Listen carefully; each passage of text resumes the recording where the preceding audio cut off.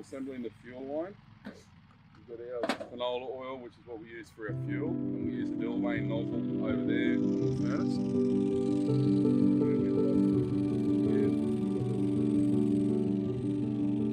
Air line, and we've got a fuel line, and through the Venturi effect, pulls we run the fresh air through here, and the fuel gets sucked through and atomized into the tank.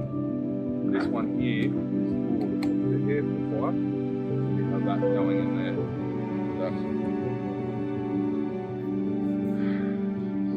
Just connecting up the fuel so that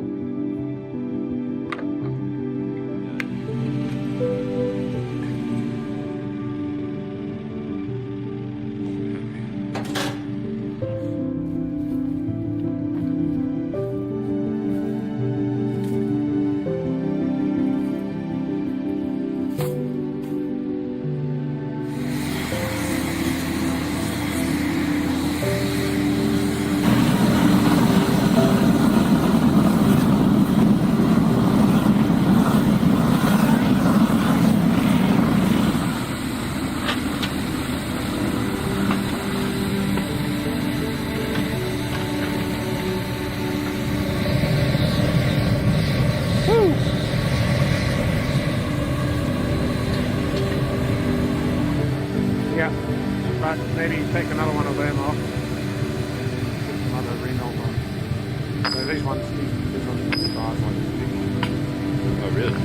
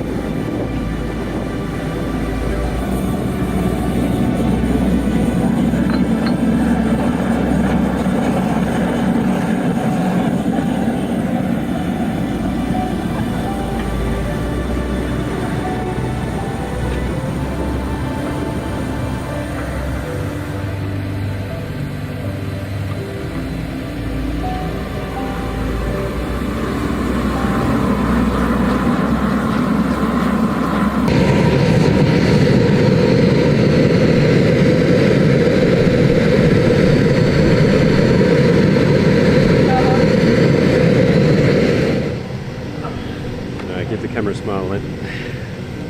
Nice.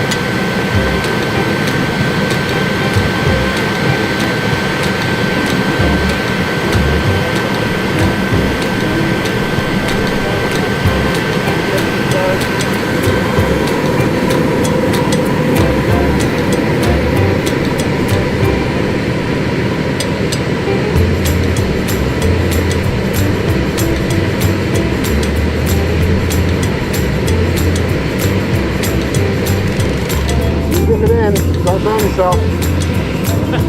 Yeah, it's so hot. Yeah.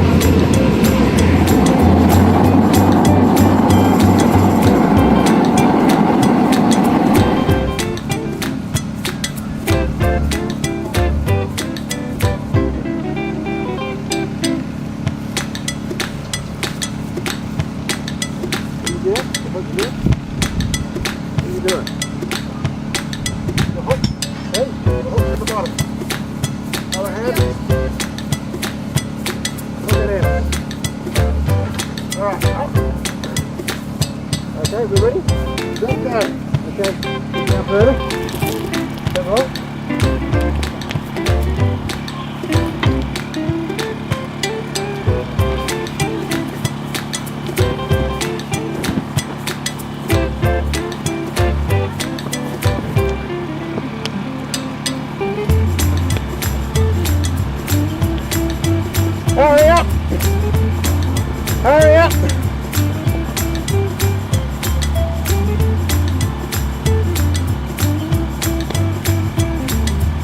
Seriously?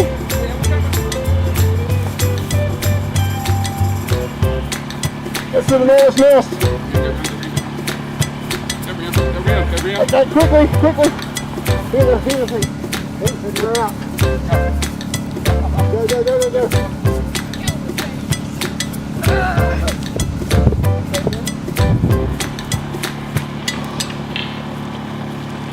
Go. Go, stand back.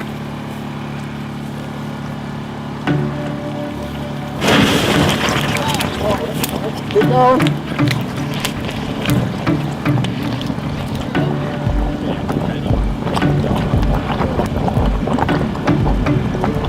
Slow.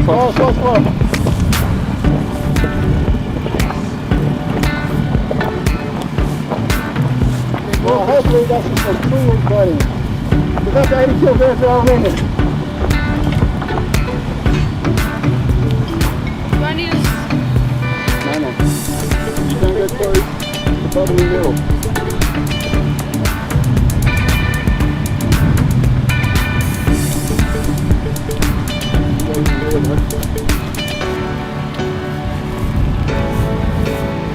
Oh!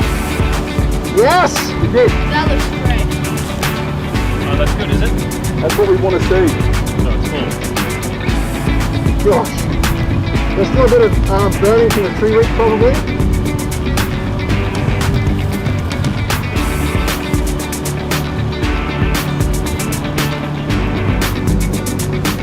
That's a good nest, see?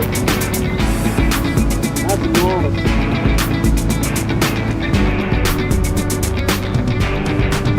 This is a young nest. A young nest. Nothing young about that nest.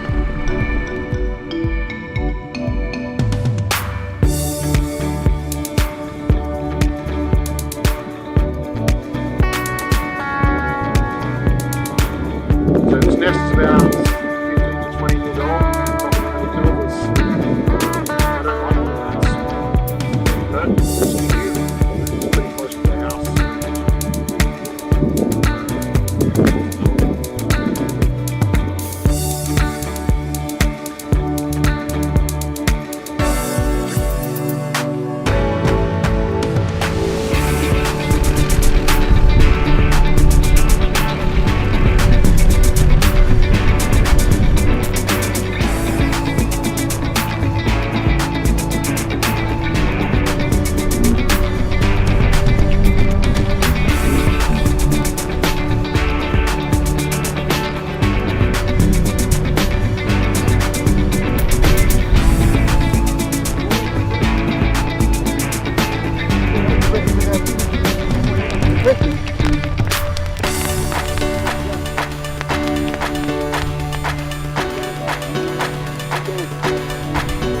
Hook in there, go.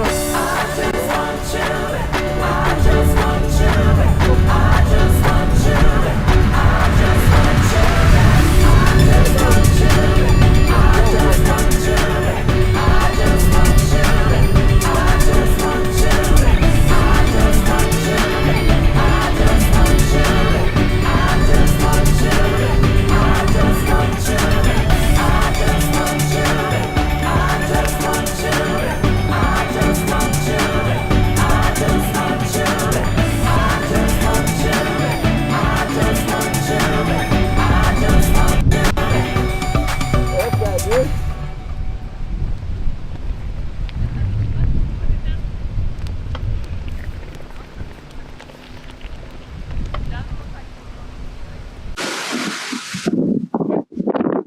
You bloody think that we were going to let ball 80 kilos of bloody single ball.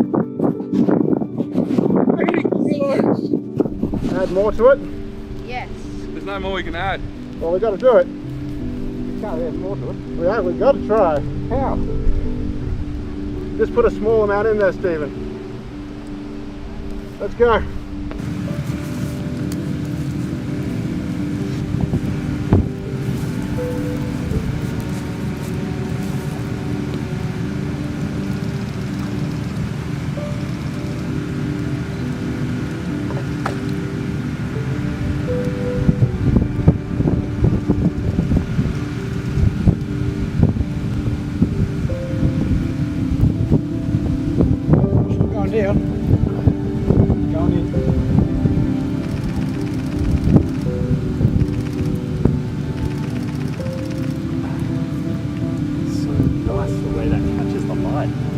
That's pretty good, isn't it? Yeah, that's great, yeah. It's like a mirror for a second. Yeah, perfect.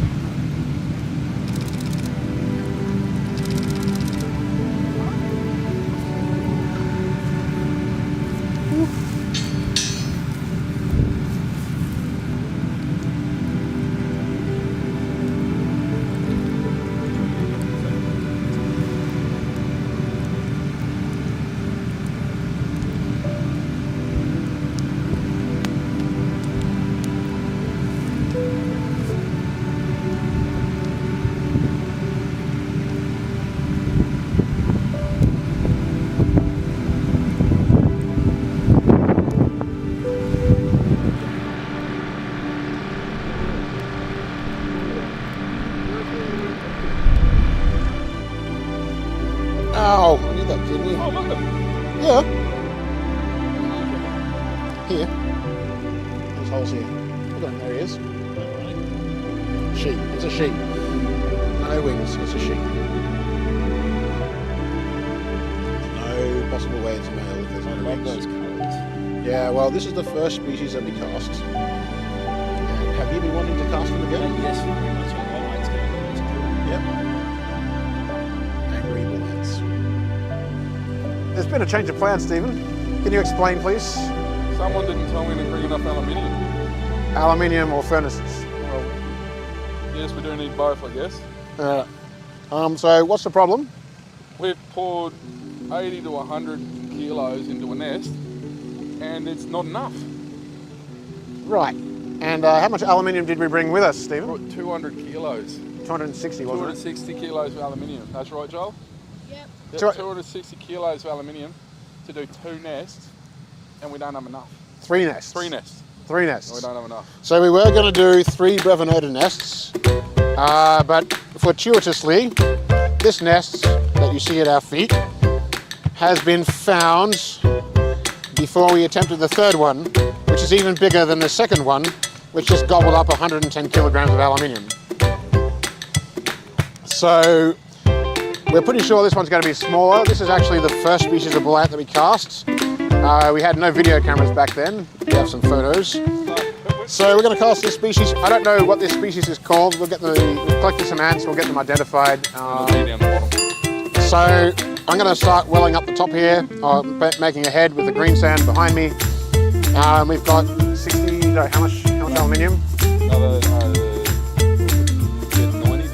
I don't know how much. 60 kilos. We've got 60 in the furnace. So that's all we have. That's all she wrote. So if 60 is not enough, we're in a lot of trouble. We've got 60 kilograms of aluminium to cast this nest. Hopefully it's enough. Yep. If not, we're in trouble. Because we got one good one so far.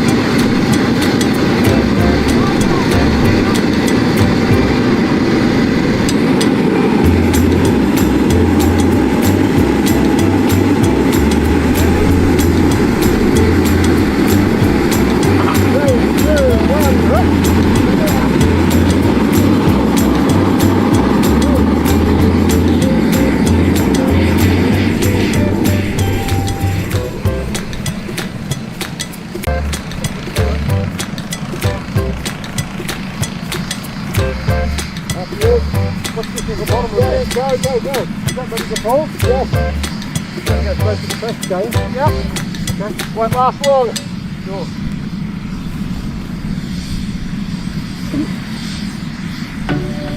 I haven't got it. Ready? No, I'm not. Ready? Yes. Ready? Yeah. Go.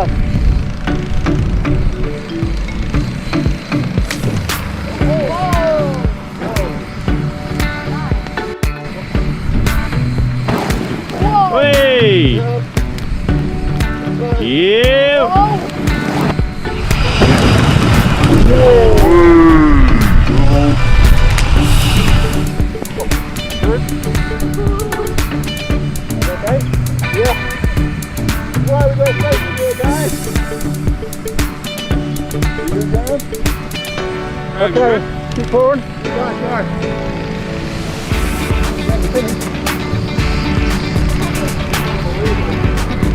That's pretty crazy.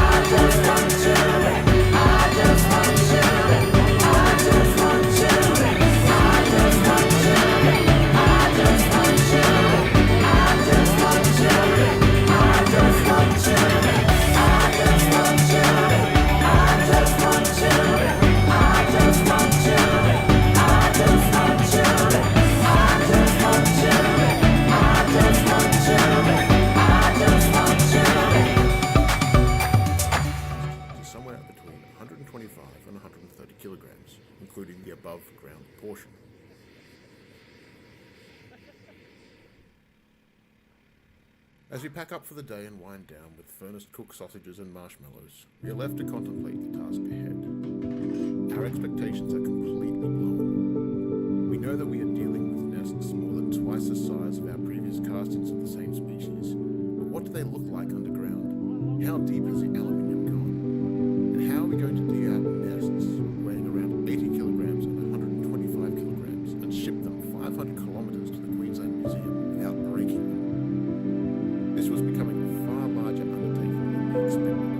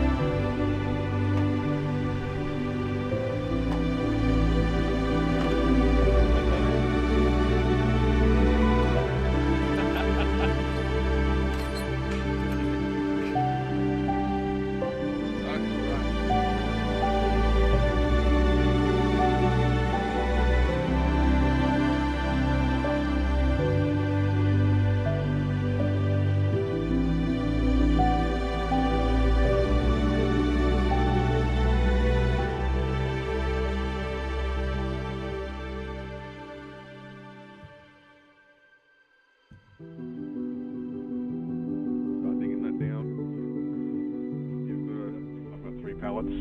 Yep. One with a flat board on top and then 2 normal ones. Yep. But they were free. It's the right price. Yeah, absolutely. Again, we promised that they would be available for pickup on Sunday. Yeah. So if it's on the ground on a pallet, that's available for pickup. Yeah. You figure it out. I thought the brain was supposed to do that stuff. No. The brawn has his own brain.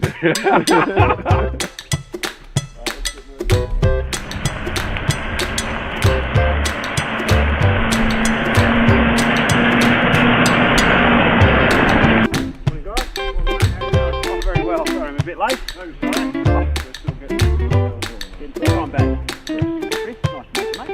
Let me go and show you what we're doing. So pull-out nest that's cast in aluminium. Yep. We need you to help us deal with the shoddy drowning.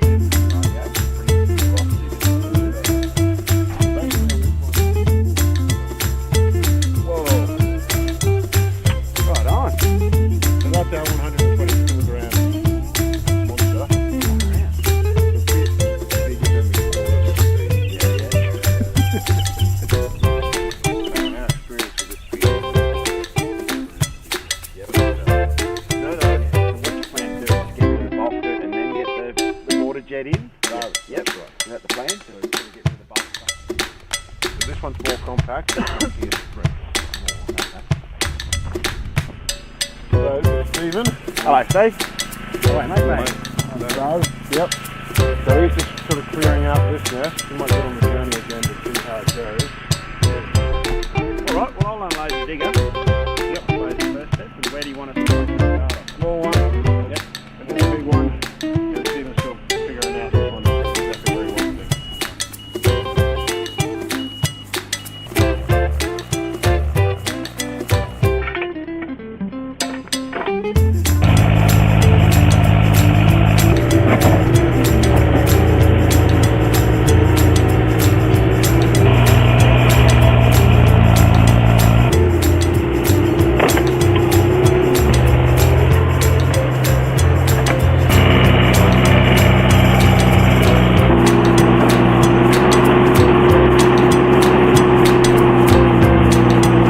So, in our 3 castings, we normally try and put some ties in so that we can attach a rope to the head, and then we can put a good firm connection. So you saw in the one at the top there. Now this one here, we don't have that, so we're going to have to feed it through a couple of places in the nest and tie it up so that we can just stabilise it while we're doing the last of the excavation, and then lift it without putting any strain on us, get it up to height, get some of these planks. So we've got up the net 2 over here so that we can carry it out of the way, so it makes our life a lot easier. Then we'll turn it upside down, give it a final wash, and we'll be ready to go. Very good.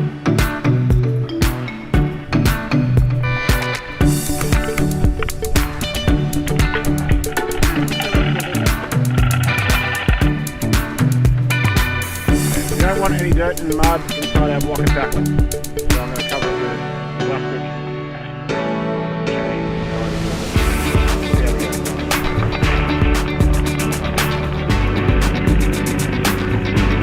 Let's go to the back side. Number 3.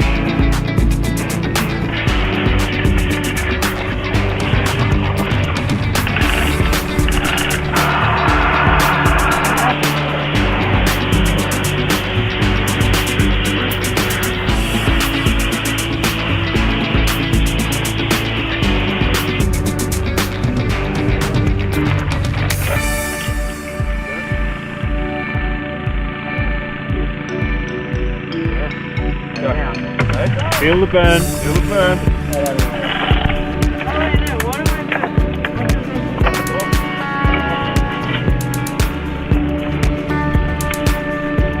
Right.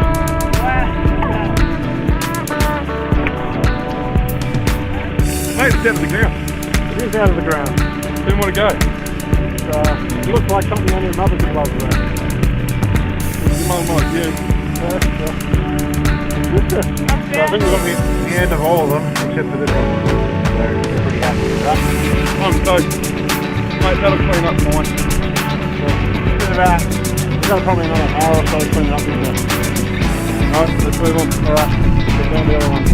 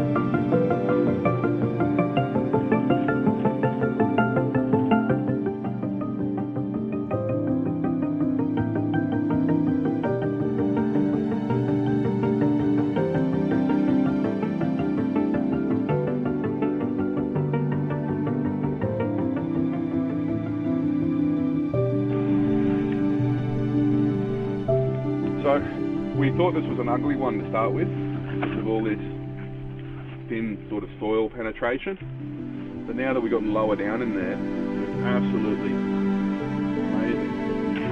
We've got all these giant galleries, bigger than my hand. Everything's just huge. So, and then we've got this one branching off this way, another one coming off this way, but we didn't get enough into it, so we've got the piece sitting over there, so we'll be handing it off. Massive tree root coming through. This is phenomenal. I'll try and tie it up against it like this. And it's just so dense.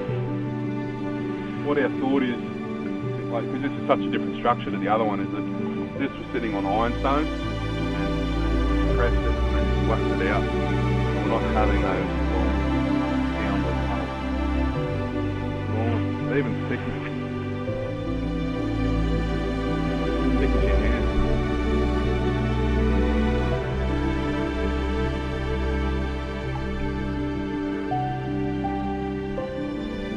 So, doing a rough trial run to get it down on the pallet. Damaging anything. So I'm using English chain to slide it down and trying to place it here so that it's going to end up finally resting here with the either polystyrene in between and some other timber shims, just to try and take the weight on some more rigid places, as well as we've got some expanding foam if we need it to try and stop it from destroying itself in travel. Truthfully, this is the first time we've tried to transport one of these or even load one of these in orientation. 9 times out of 10, like all those ones to do it upside down, because when you try and cast the head, it'll be large enough for us to just sanded on. This one we haven't got it big enough, as well as our lifters need to be taller. We're to do this again to be able to rotate it through orientation. Just head.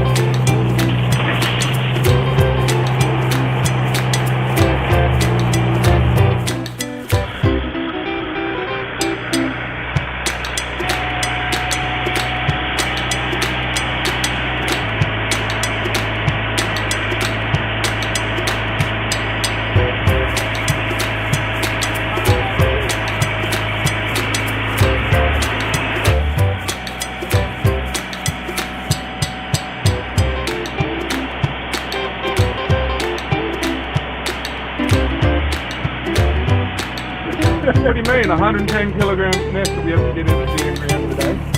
115. You want to come out today, you reckon? That's why I'll get you out for the other stuff. Yeah, we'll get it out. That truck up here. I think it is a little bit soft in the ground up here. This is why the left looks nicer. Cool.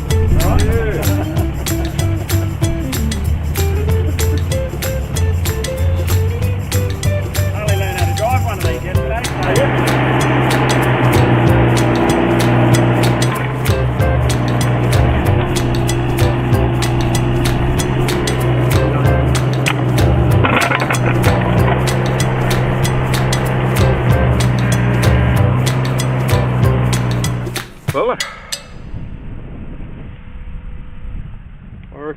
Well, I reckon that's perfect. I'm stoked. That'll work. Excellent.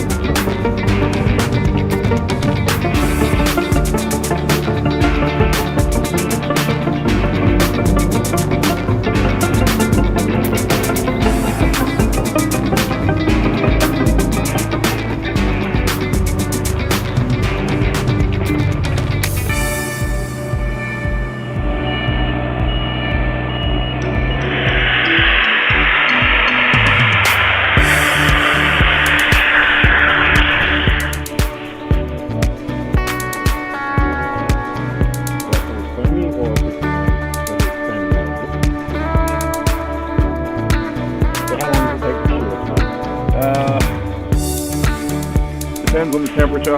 We're working on half an hour. It should reach pretty good by about 5 minutes.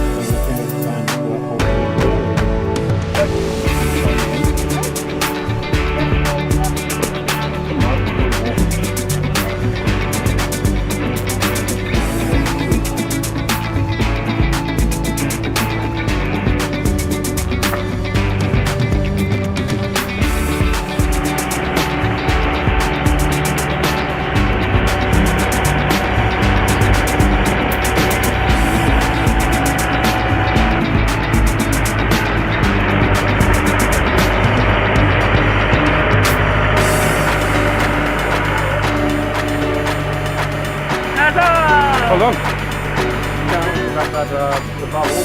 There was no chance for us to do that. We knew it was the problem.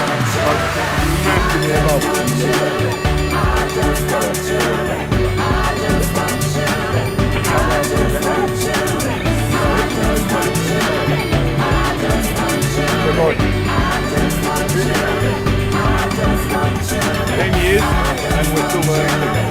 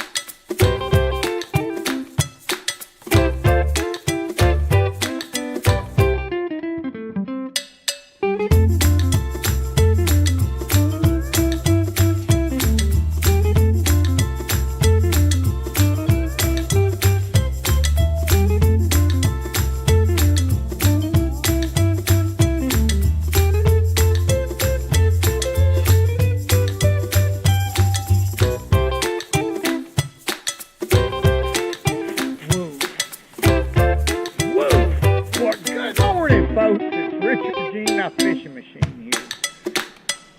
This evening, what I'm going to do is do a little tutorial about earthworms and what to look for to get them up out of the ground. I'm talking about earthworms about that long.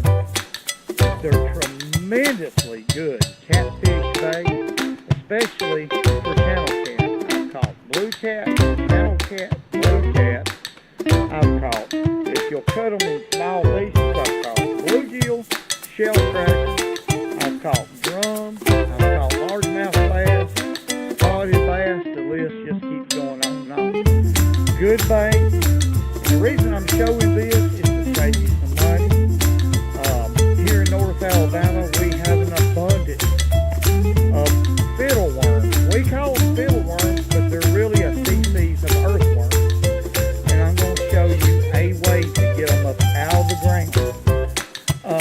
What I'm going to do to get these this evening is I'm going to cut a small sapling down about that far off the ground with a handsaw. Then I'm going to cut the top of the sapling. I'm going to make it vibrate, and those worms is going to come out of the ground. So we got everything we need right here. We got surface rock. Okay, we got hardwoods. We're close to water. There should be some fiddleworms in here, no doubt. Alright, we're going to find the right tree to get it done right here and get a few of these worms up. I want to go catfishing. There's my tool, just a little Stanley saw right here.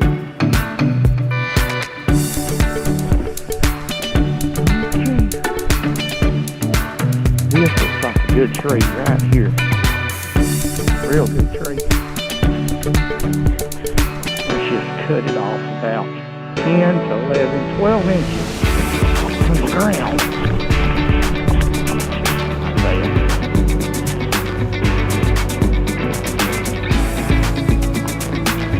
Make sure there's no poison ivy around. I am highly allergic to it. Now my daddy could just roll in it, but here we go, we're going to start right here. Now this should be a perfect place right here to get them up, folks. Now that vibration is going to bring them out of the ground. They cannot stand it, folks. They can't stand it.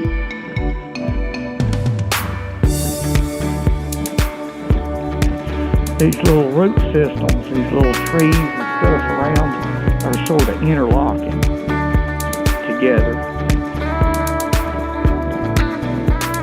And they will shoot up on top of the ground just here directly. Now what they'll do is they're going to shoot plumb up on top of these leaves. They cannot stand it. Now look right here. Now that's a small one right there.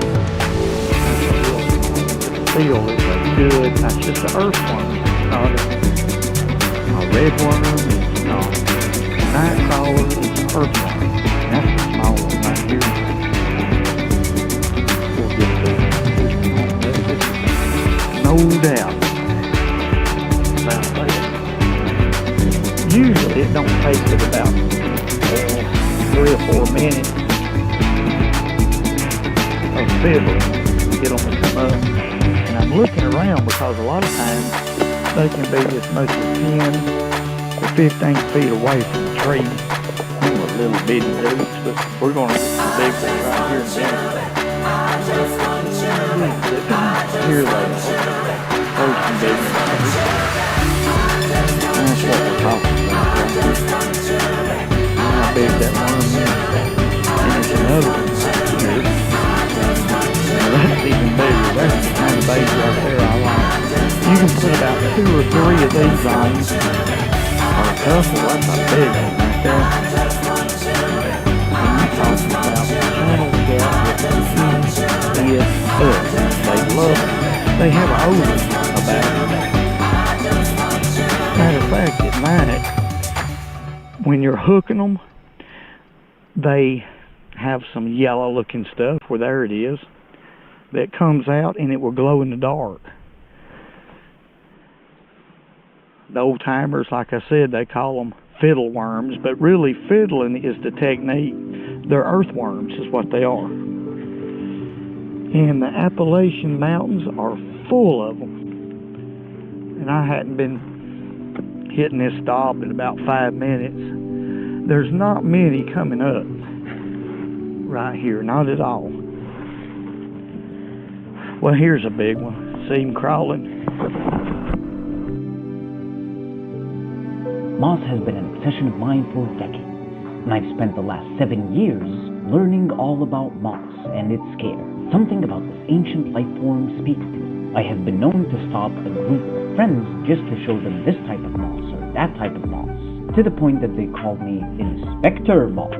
Moss has had some time to master the art of living. In the next 12 minutes or so, I will distill all the knowledge and expertise I've accumulated to help you master the art of moss growing. The main reason I got into terrariums in the first place was to learn how to grow moss. To me, a terrarium without moss is just incomplete. Welcome to the Microverse, a large and ancient family. Mosses have existed as early as the Permian period, between 289 million and 251 million years ago, and more than 100 species have been identified from fossils of the Paleogene and Neogene periods, about 66 million to 2.5 million years ago. Moss is a non-vascular plant, meaning they have no true roots or leaves.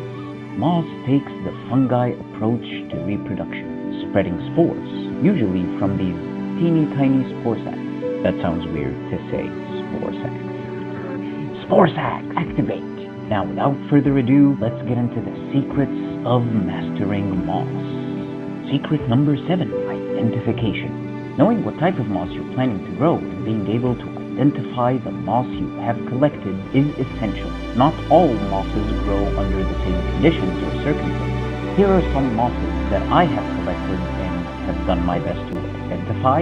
I am not a botanist, and any identification wouldn't be 100% accurate. Please take this with a grain of salt, and let me know if you have identified any of these mosses with any degree of accuracy, so we can all learn together. Fern moss, my personal favorite in terms of texture as well as color, sporting a brilliant green and fern-looking leaves. This moss is adept to semi-aquatic environments and can often be found growing on rocks or on the ground, in or around bodies of water. I even suspect that it's a direct relative or maybe descendant of the aquatic Christmas moss. Hypnum moss, also sporting a brilliant green. This moss slithers around the forest floor, slowly but surely spreading on any rough, porous surface it can anchor itself to. This moss tends to look fluffy as opposed to the next on our list, string moss. Depending on the level of humidity, this moss tends to turn a deep green when saturated with water and is easily identifiable by its appearance.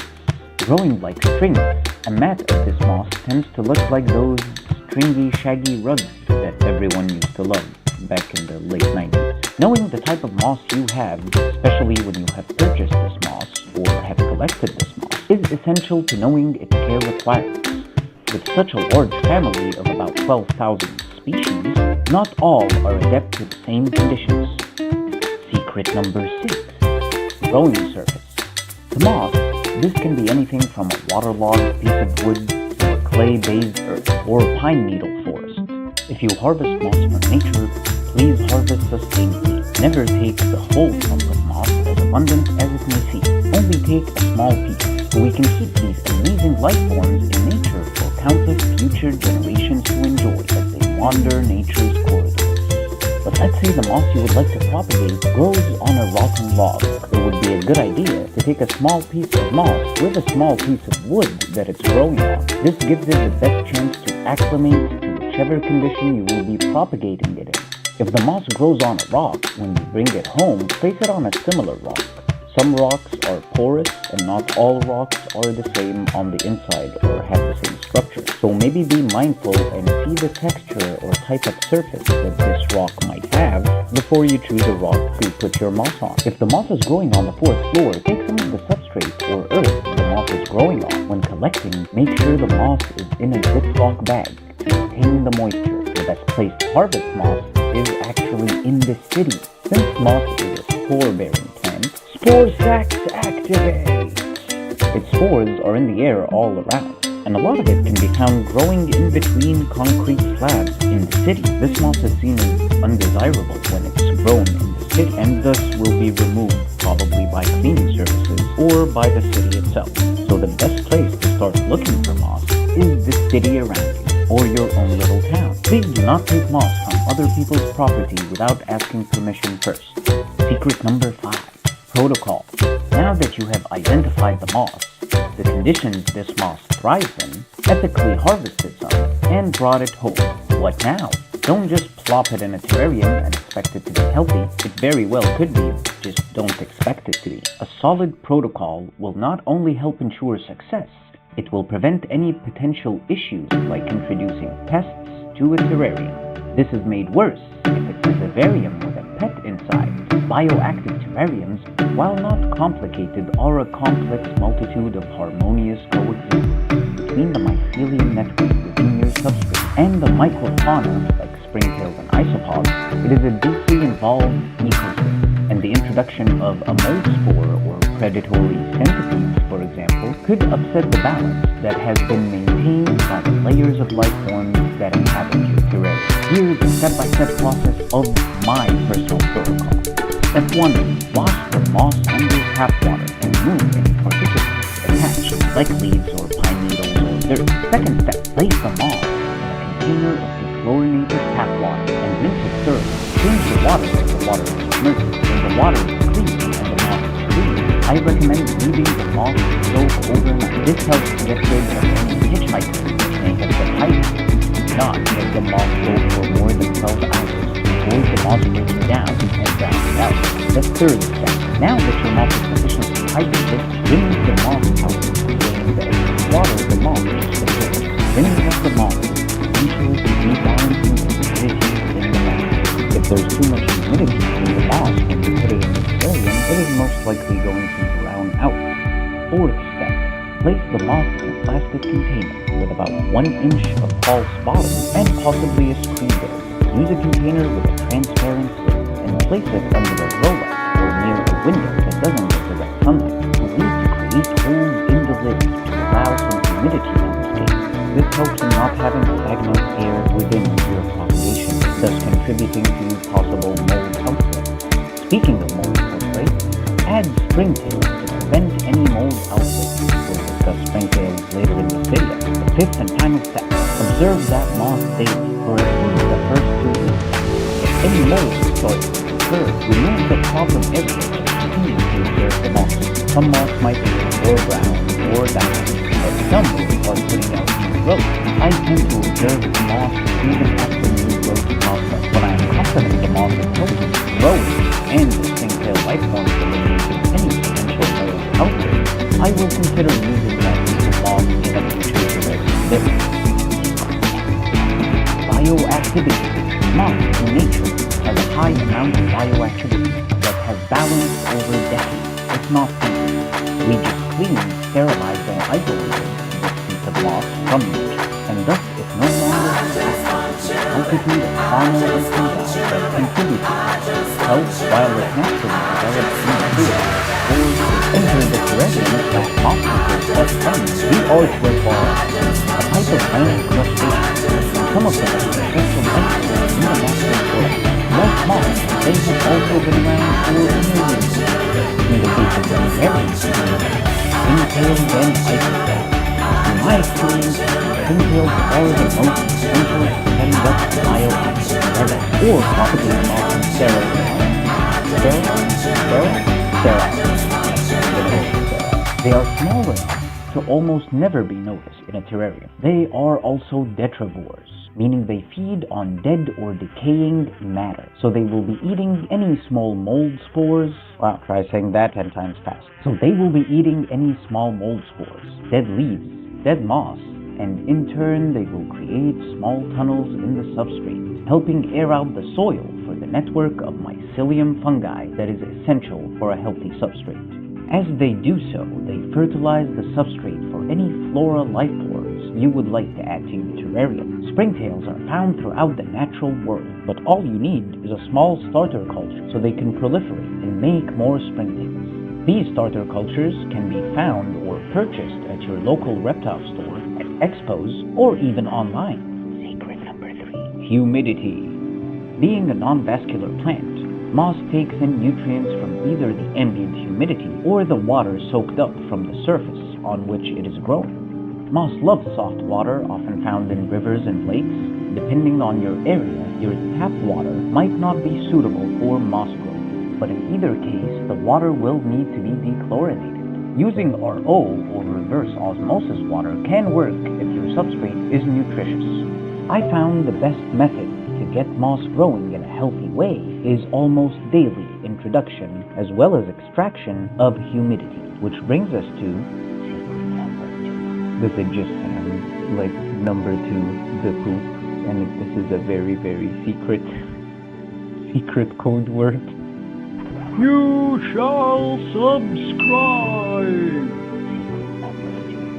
Aeration, an often overlooked area, but just as essential as humidity.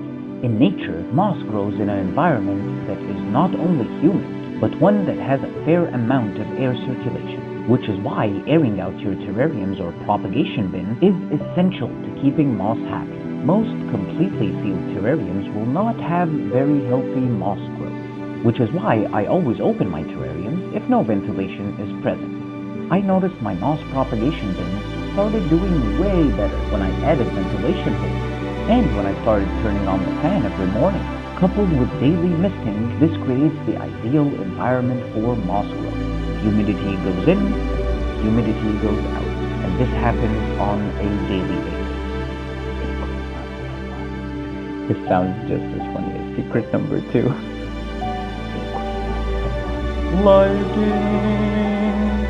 Lighting. This is the most important secret to a lush carpet of moss. While moss can often be found in shaded areas while not in direct sunlight, the diffused light is actually quite bright, which is why a lot of people have had great success propagating moss on a windowsill or under fluorescent light bulbs. Please make sure the windowsill does not get direct light or you will cook your moss. Do not cook your moss. The best lighting, in my opinion, is cheaper aquarium lights.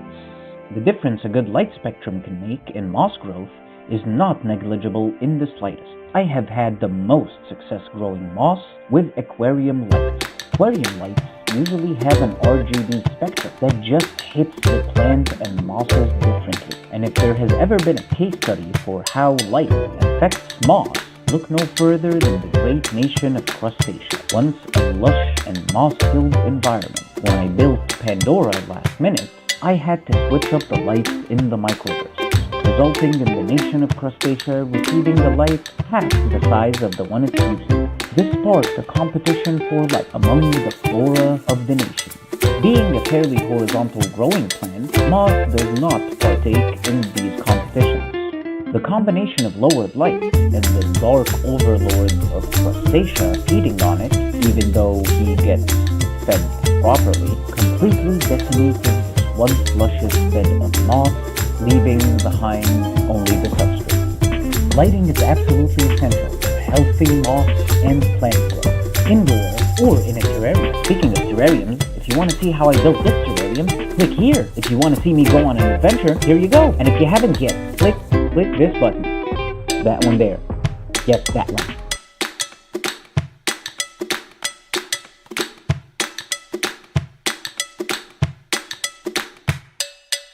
What's going on, Surface Squad? For those of you who don't know, my name's Tanner, and right now I'm in a little place that I like to call the Animal Room.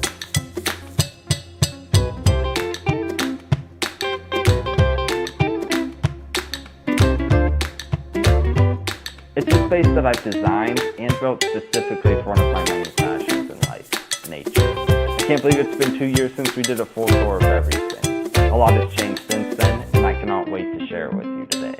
Real quick before we get started, and something that I'll elaborate on later. My goal here is to continually provide better for the animals that I already have, as well as the development and excellence of animal husbandry. What you're about to see is decades in the making and didn't happen overnight. Join me as we take a journey through the designed this room with functionality and aesthetics that make enclosures the focus. A year ago, with a lot of elbow grease, I transformed a completely bare block wall basement into what you see today. I was very deliberate about how the green walls accentuate the custom-built cabinetry, which is framed by the faux slate tiles beneath and the black ceiling above. It's still a work in progress, but this is the most built-out section of the room. However, many of the setups and the layout will be changing soon. One that won't, and where the tour will begin, is with the low-tech, no-filter guppy aquarium. This 60-gallon aquarium houses a growing population of mixed fancy guppies, whose lineage began about 2.5 years prior within the no-filter riparian pond. I include plants in my aquariums as frequently as possible, especially above the water line. This is one of the best examples in the entire room as to why I do. All plants filter impurities from the water and thus make the environment more hospitable. However, plants grown above the rim are significantly more efficient at this than their aquatic counterparts. Furthermore, the network of roots they send down into the water creates visual barriers and microhabitats. This area of refuge is perfect for the development of fish fry. I was able to achieve this look by elevating the foliage with a lava rock and driftwood base, most of which is contained within the glass, resulting in a water volume close to the full. Yes, the plants do the brunt of the work, but having them beneficial bacteria was essential.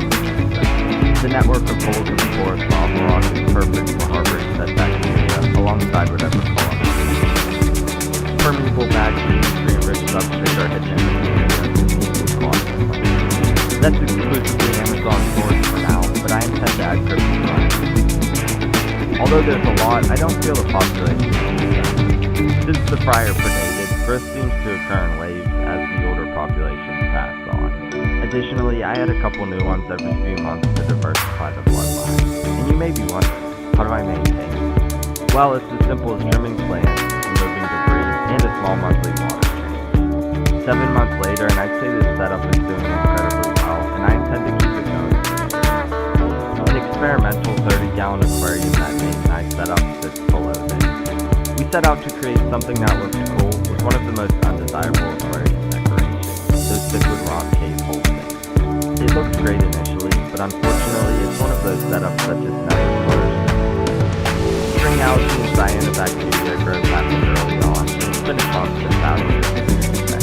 That's likely the side effect of expectability, which I've noticed usually occurs when it's Despite this, algae is completely harmless, and have been as well. That includes the airbrand cichlids and its full flow. However, I seldom see any of them except one. They hide extremely well with it. Truthfully, I think it's best to abandon this concept. I've invested too much time trying to dial this in with no end in sight, and I want to see the fish more. I already have new plans for them that I think they'll enjoy better anyway, and the idea I think is moving to the left are windows I designed. Originally it helped reach me, but the bottom is not.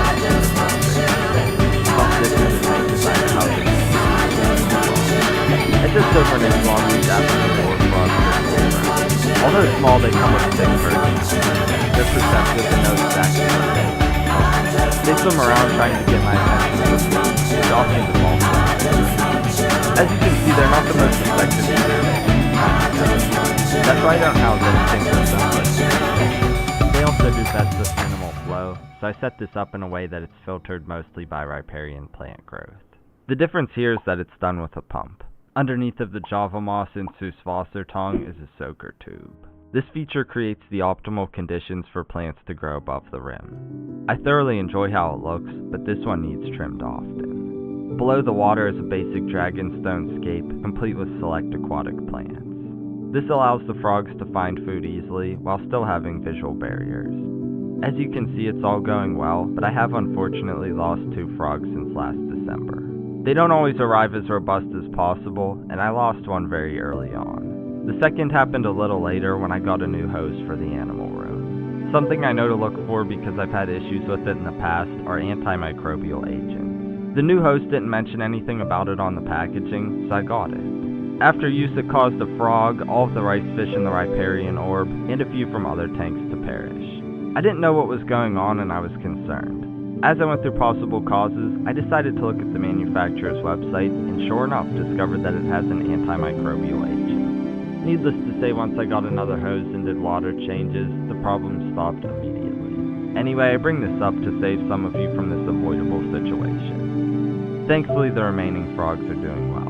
Since they're established and thriving, I intend to keep it just as the 4. Moving up is one of the longest running aquariums in the room. It houses one of my favorite nano fish, gold ring danios, alongside green kaboutai rasbora, amano shrimp, and cherry shrimp. These tiny fish are awesome, have big personalities, and look incredible in a densely planted tank. Other than growing, the most significant change occurred with the shrimp. What started as 6 has multiplied to hundreds.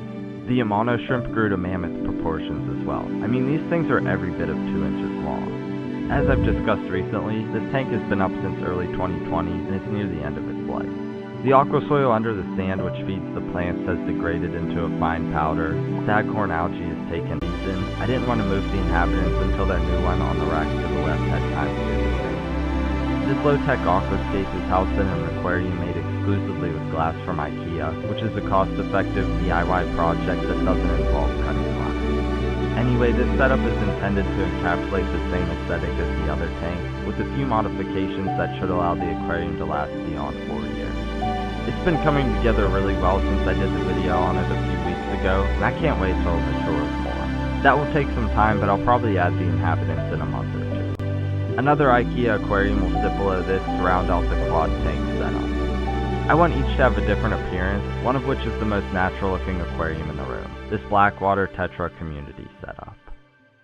It's designed to mimic where you'd see the fish in nature, a flooded embankment. I pulled this off by combining riparian plant growth with a mix of various driftwood types and a water area filled with leaf litter, twigs, and botanicals. I'm aware that these aquariums are an acquired taste, but they're probably my favorite style of all.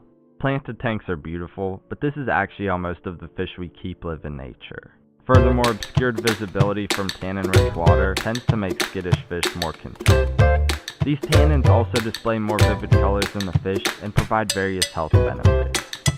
Although many remain, including blue tetras, ember tetras, x-ray tetras, brilliant rasbora, exclamation point rasbora, and pork chop rasbora, this setup suffered from the host issues. You may be surprised to hear that there's upwards of 30 fish in here right now, because you rarely see them all at once. The space behind the cork bark, concealed by plant roots and other elements, allows more shy fish like the exclamation point rasbora to remain hidden. I try to hide filtration as best as possible with these, and this was a good spot for that. I originally used an internal filter which kept giving me issues, so I swapped it to a hang-on back filter. At this point, the plants alone would be sufficient, but this helps add water movement the fish enjoy. With this setup and really all of the others, the plants greatly decrease the need for water changes. I generally do those every other week or once a month. Although not naturalistic by any means, the same is true for the next aquarium. This is the refined version of a concept I explored the previous year, a setup designed to look like a cave full of glowing crystals. This rendition is better suited for the black neon tetras it houses. They're doing well and have even bred, but I believe this is the only baby that's made it to adolescence. Like the Blackwater tank, you don't typically see them all at once because they hide behind the heart. However, it's cool to see them schooling together when they do. The same is true for the banjo catfish and amano shrimp, which I rarely see. A later addition that snuck in with other fish I bought was a peacock hutchin. I figured it would be perfect in this tank, but I'll have to get some others eventually. The prominent feature here are of course the crystals. They're real quartz attached to submersible light. Combining lava rock with spiderwood made hiding them and the filter easy. I peppered these with epiphytic plants that have all done well, except for the Java fern, which I generally don't succeed with. I knew the roots from the plant growth above would also tie into this. That's why I used spiderwood. I think the two will create awesome cohesion as the tank develops. Additionally, the plants up top are simply sandwiched in filter sponge and behind the rocks. I think this is one of the easiest ways to create riparian plant growth if it's something you'd like to explore. Together, all of the elements here make one of the most unique aquariums in the entire room. Much of this next area is subject to change very soon. Up top is a vintage Metaframe aquarium that's over 60 years old. I found it in someone's trash many years ago and refurbished it from the ground up. It began with a small filter which broke early on. In the year and a half since, this has been a no-filter aquarium.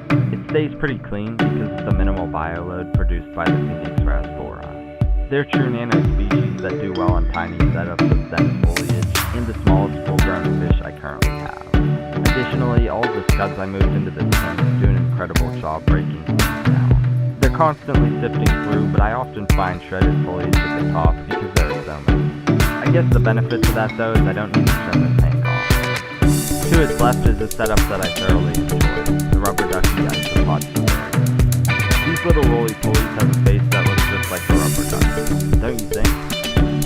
This custom-built front opening vivarium features an environment I designed to mimic the limestone cave. I partitioned off the pump in the back that sends water over the zone to create nutrition. This helps maintain the white cycle function. However, I rarely see them except for they spend most of their time in the substrate. That's why I took the time to make this setup as elaborate as I did, and I don't intend to keep it running. I plan to rebuild this on a much larger scale with my entire quality section. I believe that would produce the best results. I'm debating whether it's worth sharing in a video or if I should do it in my spare time since it will essentially be the same project. What do you think? Another custom-built invertebrate tank to its left houses blue dead fish. These silly little beetles bebop around the landscape that loosen the that they go from. The feature mountain range is made from pagoda stone and excavator clay. From a cleanup crew to plants, it features a full bioactive process. Although I don't water it often, to stop it from becoming too saturated, I've hidden a vent pipe in the rockwork, which allows water to evaporate from the system. You may notice that a lot has changed in the past year.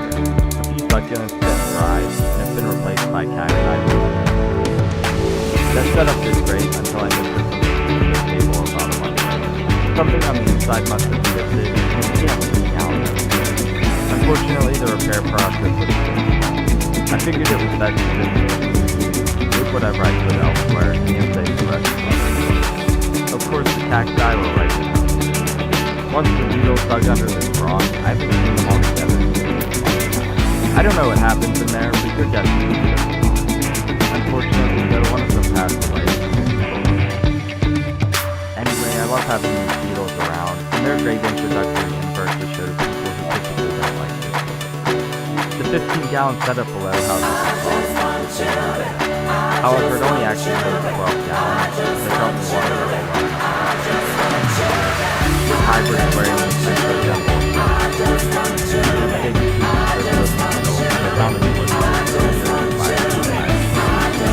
combining with another natural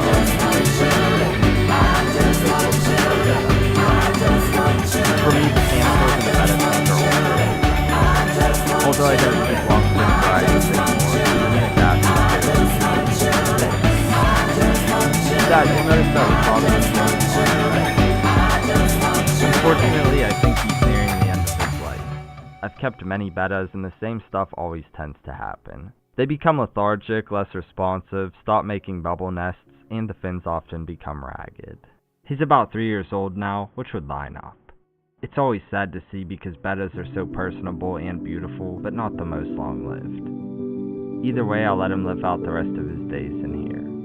To his right is another experimental build I thoroughly enjoy, the Ancient Ruins Paludarium. This custom-built tank features something truly unique, a statue that's been overtaken by the jungle after being abandoned many years ago. Water runs through its mouth and plants have taken over. That's the story I wanted to tell, at least. In actuality, I carved a face and hands out of clay that I cast in aquarium-safe resin to recreate the look of a statue. From there, strategically placed hardscape and plants did the rest of the work. I enjoyed the aged look of everything, and I think it came together well. One of the star plants is the immersed growth water wisteria. Of course, the rabbitfoot ferns also look great with their fuzzy little rhizomes. The trickling water is fed through a pump in the back, which serves the role of gentle surface agitation. This is ideal for the endlers who call the waters below home. What began as a few fish has multiplied significantly. Luckily, they stay small because this is only about 10 gallons of water. The crypts have done their thing, but few aquatic plants have lasted. I don't think there was enough light or nutrients to keep them going. That's okay though, because the plants above the rim are holding down the fort and keeping the water super clean. Other than being mindful of not sucking up fish during maintenance, this is one of the easiest tanks to maintain. A tiny water change here or there is all that's required besides trimming the plant. I'll keep this going until I revisit the concept on a larger scale. I think I could do so much more with it, but the limitation of a small tank definitely held it back to a degree. To its right is yet another paludarium, and this one is built around the 1 million subscriber play button. The button is mounted on the back of the glass and framed in with a lava rock and spiderwood structure. The opposing formations are each built around columns that house pumps. These allow water to trickle over the porous stones and thus create a great growing surface for moss. The wall on the left has grown exceptionally well. It's mainly composed of Java moss. The thread moss, which I never added, has worked its way in as well, along with Sudfosser tongue that's grown up from a water feature. The other looks better now, but there was a period when the pump malfunctioned and it all dried up. It's pretty much all thread moss as well. Below the water you can see all that Sudfosser tongue I mentioned before, which serves as a refuge for fish fries. They rarely reach adulthood, but there's a few in here right now that are probably too big to be should survive. These of course are the offspring of the golden white cloud mountain minnows that call this place home. They're beautiful and gentle fish that often don't get the shine they deserve. They're effortless to care for, do well in smaller tanks, and readily breed when given a stable, healthy setup. These, combined with the various features, make for a really unique home in my opinion. And it probably goes without saying that this is a great time to subscribe if you haven't already done so. The final aquarium in this spot has been a headache for a while. It's a custom-built long tank, originally meant to house rainbow shiners alongside pearl danios. However, the rainbow shiners decided to jump out after a water change, and over time it's become a boarding home for other peaceful fish like the volcano rasbora. From go, it's been a hair algae factory. It's easily removed, but the tank doesn't look nearly as good because of that, and it takes longer to maintain. All things considered, I'd feel best just to move on from this tank as well. Anything that's not easily maintained just doesn't work for me. I need pretty much everything to be as effortless as possible because I have so many tanks to look after. I'll put the fish in different homes soon and use this aquarium for something else. The final enclosure here features another invertebrate, Toby the fishing spider. My wife found it in our bathroom a few months ago, and since it wanted to live in the house, I decided it could, but within a custom-built vivarium. However, I made an unfortunate and common error by misidentifying it as a wolf spider. If I'll be honest, I've seen these all my life, and I always thought they were a wolf spider. Regardless, this environment is extremely close to where it would reside in nature. That said, it's missing something I know it would appreciate that's hard to add retroactively, a water feature. Additionally, these grow larger than wolves, and Toby has doubled in size since October. Needless to say, I feel obligated to rectify the situation and create a more elaborate and larger setup to replicate the spider's natural environment better. After a few adjustments, like replacing plants that didn't make it, I could always use this habitat for something else as well. This end of the room is completely bare and will remain so until I finish creating the replacement for the 600-gallon vivarium. More on that in the future. Through this door is the behind-the-scenes area of Serpa Design, the quarantine utility room. Despite being primarily functional, I also wanted this space to look nice, but it's still being developed. I built this little kitchenette for holding and organizing food, supplements, water conditioners, and more. Spreading it out like this greatly optimizes the process. A mini fridge is also a necessity for things that need to be refrigerated or frozen. Having a place to house new arrivals that require observation and potential treatment before release, like fish, is imperative to protect what I already have. That's what this rack is for, but I'm currently just propagating plants. I do have a bunch of baby glow light danios in here though, that are the offspring of the adults you saw earlier. They bred before being moved into that tank, and I found their babies as I was dismantling the old one. I put them all in here to grow out, and they're much bigger now. One day they'll be reunited with their parents when they all move into a new setup. I should mention that these aquariums are powered by sponge filters that run off of a single linear piston air pump located in the back closet out of sight. A pipe loop in the ceiling feeds them all through valves. Above this is my saltwater quarantine tank, and below is the plant propagation station for terrestrial builds. I also keep all of my isopod and other cleanup crew colonies in here. For the sake of brevity, I'll just show a few highlights. My long-term plan is to consolidate or move most of these colonies out to proper displays, which I find more enjoyable than this arrangement. I'll likely put grout for various and things of that nature in their place. My RODI drums, which I use to create salt water, and run my automatic mixers are in here as well. Back out in the animal room, and we're greeted by Samson, the African frog. He may look big in the tank, but a true perspective is only gained when you see him like this. ABFs are one of the largest frogs in the world, maxing out around 10 inches long. He's still growing, but even now is quite formidable. Earlier this year I had to redo his entire setup. When we moved to the new house, something went wrong, and it was leaking out on the roof. After fixing the leak, I rebuilt the entire setup, which includes additional features. Keeping plants within was challenging because it's only a matter. Installing the drip feature that waters an overhead canopy. This is all low maintenance, while allowing the plants to play a role in filtration. I really like how it looks with the roof down in the water as well. This setup is doing well. Something bad happened early on. 2 days after I uploaded the video, I walked into the room after running errands and found the leak on the floor. At first I was shocked, but then I was concerned because he could have seriously injured himself from the fall. Thankfully, that was 9 months ago and he's been good ever since. I wasn't gonna let it happen again either and put plants on the list. I've intended for this to be his forever home, but there's been a change. Something that's been an issue from the beginning that I never mentioned, and really can't fix with this setup, is that it's hard to access him from the top. I know it would be much easier in a front opening tank, and I've been planning something much bigger for a few months to serve him better. There's a lot more to it than that, but I'll discuss the specifics when the time comes. Moving down is someone else who needs a larger setup, ASAP, Cookie the Hybrid Savage. I know what you're thinking, this tank looks so dirty. You're correct, but not in the sense that the water is in but that dirt is literally suspended in the water. The aquasoil pellets have broken down, and the sediments are used to conserve the edge. That's also why the plants are gone. This little aquascape has destroyed them all in the process. Despite all this, she's doing exceptionally well. In just under 2 years, she's kept up her As stated, she's a hybrid between common and alligator snapping turtle with her extreme strength. Usually I would do something out like this, but my friend Charlie of the Moorcroft Conservation Foundation was fostering her, along with other turtles in the neighborhood.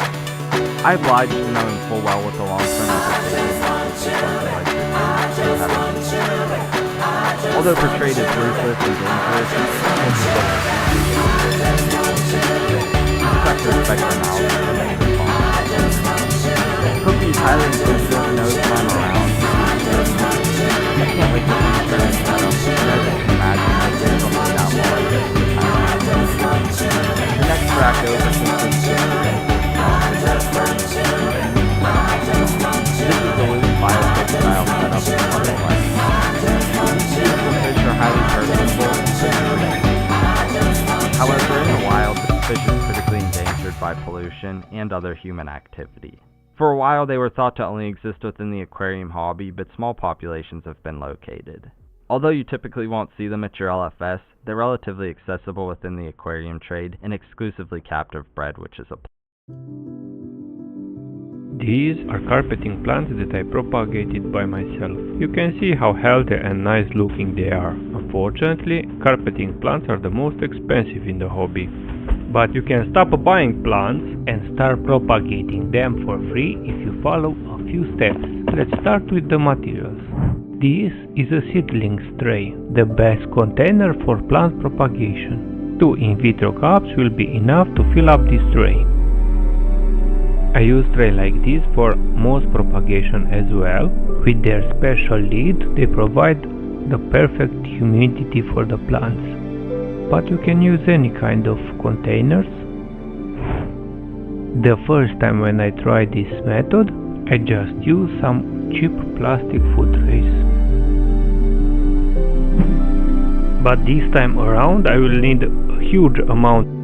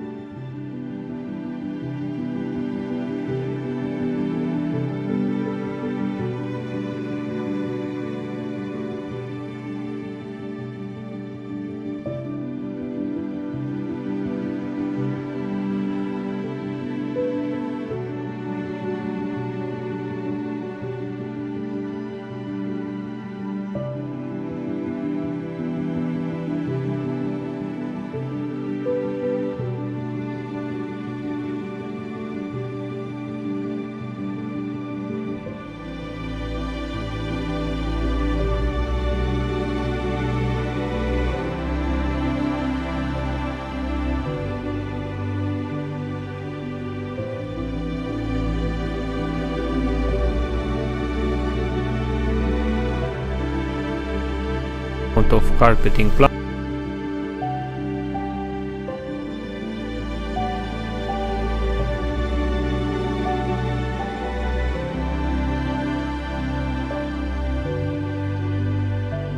So I will go for the special tray. The lava rock crumbs will prevent the substrate to get clogged, will help the plants to catch hold on something, get them heavier, and will help out with future planting. Carpeting plants are such a pain in the ass to plant, so this trick will help you a little. This is not a mandatory layer. You can use fine gravel instead, or you can jump straight to the next layer. It's an old and used aqua soil. You don't need the fresh one. It's so good to recycle because this is an expensive hobby. Adding soil powder will make the rooting process much easier. It usually takes up to 3 weeks, and then another 3 weeks for the plants to spread out and cover the full tray. So speeding it up is a good idea. I pre-washed the gel from in vitro cup, and here comes the pro tip for you. You can double the plant's amount right from the start, and you can apply this method even if you plant straight into your aquascape. It's easy to plant them, you just need to lay them on the soil. They obviously won't float or be pulled out by fish. The more you spread out the initial plants and the tinier the plant parts you make, the more coverage you will get on the tray. If you make tiny portions of plants when you plant into your aquarium, the carpet will grow much faster. Let's prepare the second pot. As you notice, I use the bottom part of the plant as well, and it will grow healthy plants out of that tissue. I don't want to bore you with the planting process.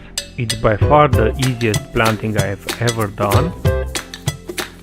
You just lay it down on the substrate, nothing fancy about it. The good thing is that 2 in vitro cups were enough to cover this huge tray, and whatever is left I will use for this older tray because it is incomplete. I used some of the plants from it in the past. You need one of these to spray some water from time to time, because the next important thing is the humidity control. I use this big one because after the initial planting you really need to pour a lot of water on them, so the plants and the soil will be visible covered in water.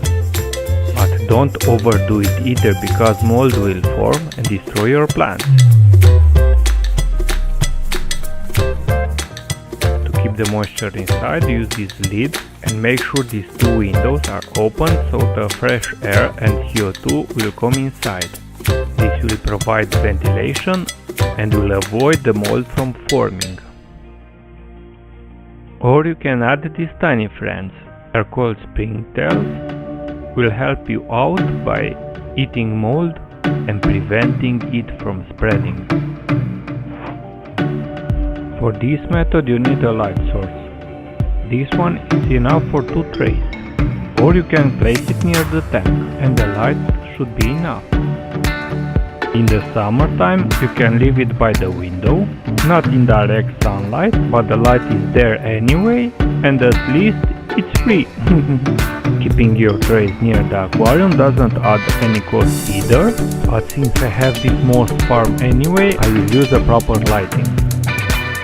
I need to open them from time to time, spray some water so they don't dry out, and hopefully I will have plenty of carpeting plants just in time for my next project. Right now it doesn't look great, but let's do a time travel. This is how the experiment went last time. Look what an amazing growth.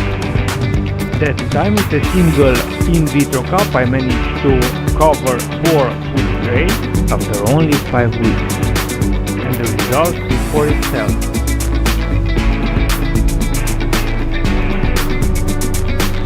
You will never have such a nice root system with in vitro plants.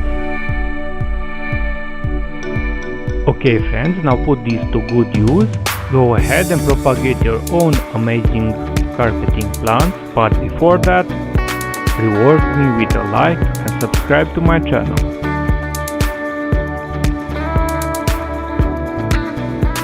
I also talked about the moss propagation, so I have another video for you because it's a little different method.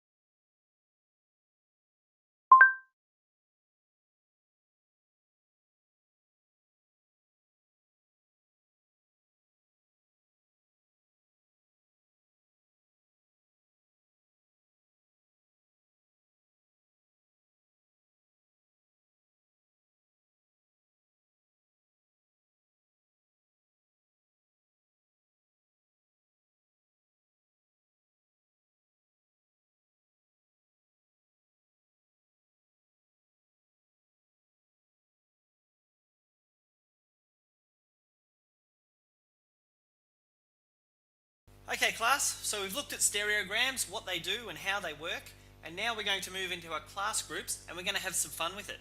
But first let me quickly remind you of our internet safety rule, and that is we only visit approved websites. So this first link here is the link to this video that you're watching now, and the next one is a link to a stereogram generator. Now when you open the stereogram generator, you'll find a tool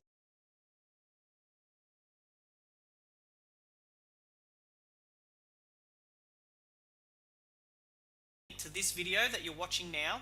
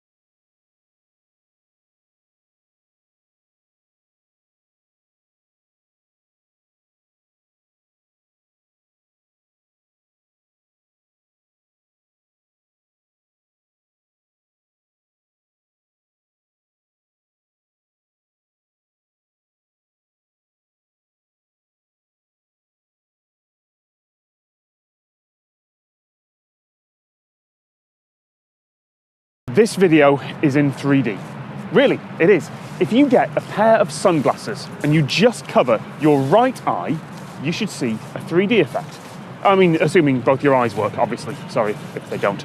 The effect will work best on a big, bright screen in a bright room wearing dark sunglasses, and if your device is playing this at a high frame rate. If you're just kind of lying in bed, squinting and holding your phone out, it probably won't work. Also, you'd look ridiculous. Normal 3D video works by sending a different picture to each eye. Those two simultaneous images, one for the left eye, one for the right, are called a stereo pair, and they simulate what you would see with two eyes. So, you display two images on the same screen at the same time, and then you use filters to show only one to each eye. And that might be using a red and blue image and coloured filters, or weird tech glasses where each lens goes opaque 60 times a second, or, in a modern cinema, glasses that filter using polarised light. But because there have to be two separate images on the same screen at the same time, for anyone not wearing those glasses, it's a confusing mess. But this video here works as a normal 2D video as well, at the same time, and the reason is something called the Pulfrich effect, named after Karl Pulfrich, the German optometrist who first documented it in the early 20th century. Your eyes and brain take a little bit longer to process dark images than light ones. Now, exactly how long depends on the relative brightness of the images, but it's usually roughly around the length of one frame of video, which is pretty useful for something first noted nearly a century ago. If you put dark sunglasses over your right eye, then the image from that eye will get delayed by about one frame on its way through your brain. So you end up seeing two different images, one frame apart in time. But that's not enough to create a stereo pair on its own. The other ingredient is the bizarre, nausea-inducing moving camera. Because that camera has constantly been in motion, your right eye has been lagging behind by about one frame, just as if there was a second camera just to the right of that one, giving you a separate stereo image to your right eye. Now, that's a stereo pair, so if we stop the camera rotating, the effect disappears and everyone can take a breath. That also works by moving the objects in the frame. That's why earlier the cutaways I used had constantly moving backgrounds. And sure, it's not perfect 3D, but your brain fills in the gaps. The Pulfrich effect works well enough that it's been used for TV shows occasionally and for a couple of video games. In the 90s, the BBC had a special series of 3D shows for a charity telethon, including one of the worst Doctor Who productions ever made. Who's that terrible woman? But if you look at it, in every shot, something in the foreground moves left to right, and something in the background moves right to left, constantly. So because every camera shot has to be carefully planned and in constant motion, you won't see Pulfrich effect videos in the cinema anytime soon. It isn't practical for anything more than quick, short gimmicks. Gimmicks like this video. You can take the sunglasses off now.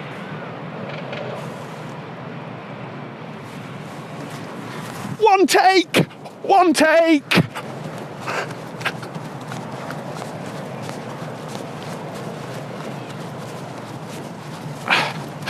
Wait, did I go the right way there?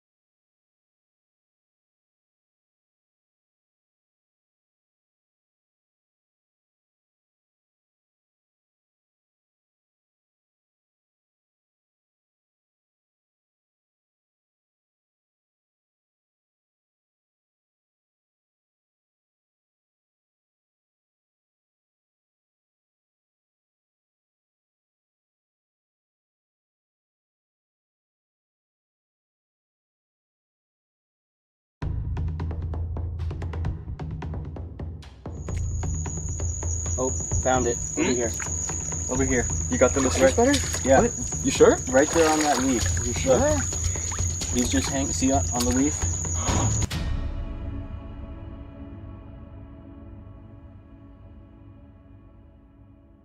The cypress swamp is one of the classic habitats of Florida. These expansive flooded woods covering the southwest region of the state are loaded with some of the most iconic Florida creatures: alligators, cottonmouths, panthers, and so much more. But under the cover of darkness, the depths of the cypress swamp reveals some new and unfamiliar faces. The calling of katydids breaks the nighttime silence. Thousands of giant blood-sucking mosquitoes fill the air. But it's the 8-legged top predators of the swamp that dominate the night, the spiders. While these habitats are home to a huge variety of strange spiders, one giant, aquatic, and invasive spider in particular has recently shown itself to be a dominant force of this ecosystem with no signs of leaving. And no one knows what it is. I'm Mikey Green, and my goal is to show just how little we really know about the strange creatures living their hidden lives all around us. Usually, I focus on creatures that are simply unknown or misunderstood by the general public, but at least are well understood by scientists. But tonight, we're on a mission bigger than anything I've done on this channel before. We're journeying out into the cypress swamps of Southwest Florida at night to solve a many years long mystery. What are these giant mysterious spiders invading the cypress swamps of Florida? Where did they come from? And what impacts might they have on the ecosystem? Sounds easy, right? Yeah, just kidding. This is quite the task I've put on myself, and definitely something we won't be able to do alone. So I asked for some help. Meet Edwin, a local photographer and environmental educator. While his work mostly focuses on birds, he knows the cypress swamps of this area like the back of his hand, and he has connections with researchers at his university who could help solve this mystery once and for all. Only thing is, he didn't say we'd be wading through knee-deep water until after I showed up on site. Anyways, let's head out into the cypress swamp and see what all we can find. Just gonna go off the trail, or what Edwin calls a trail, real quick, just to look at this beautiful little millipede right here.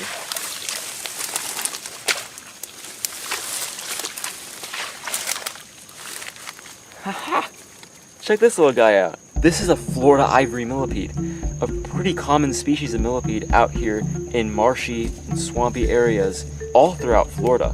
I see these basically anywhere where it's a marsh habitat or a swamp habitat like this, and they can get absolutely massive. I've seen them get a little bigger than this, but still, this is quite the impressive looking millipede right here. And you can see they call them Florida ivories because of that beautiful shiny off-white color on the belly. So just a gorgeous species of millipede. I'll put this little guy right back and let's keep looking for spiders out here. That was an amazing millipede, but definitely far from what I came all the way over here to find. It's still early in the night though, and it wasn't too long until we found our first spider of the night. Let's take a look. So right here in this trunk of a cypress tree out here in the cypress swamp, it's not the spider we're out here looking for, and it's actually one that I see all the time back at home. This is a flatty, also known as a Selenops or a crescent-eyed spider. Now, these are really good at fitting into tight crevices, like these little grooves and indentations in this cypress trunk right here. Now, these actually have a really special adaptation that helps them survive above the water like this. These, because they're so flat, can actually redirect the trajectory of their fall. That's right, these can almost glide. And because of that, if one of these falls, it can actually reposition itself to fall towards the tree trunk and not fall down into the water below. That weird little, seemingly useless adaptation might actually be important in helping this spider live another day. But less about spiders that don't want to be in the water, and let's keep looking for that strange spider that is going to be in the water. I was told this would be the spot to look for this mysterious species, but making the long, dedicated trip to get here, having a great time with some of my best friends. We're out here in the freaking swamp. Exploring a new habitat I've never been in before, and even getting up close with some animals I never thought I'd ever see, it seemed that one thing would plague my mind after this relatively successful trip. These mystery spiders would stay just that, a mystery. But while looking at some water striders, I heard Edwin say the words I've been wanting to hear ever since I first found out about this insane invasive spider. Oh, found it. Over here. Over here. You got the mystery spider? Yeah. What? You sure? Right there on that leaf. You sure? Look. He's just hanging. See on the leaf? Oh, I see it. Oh, it's perfect. See the dots on the Yeah. legs? That's how pretty characteristic. Oh, what a beauty. Oh, he's kind of shuffling about. All right. I'm gonna catch it. All right.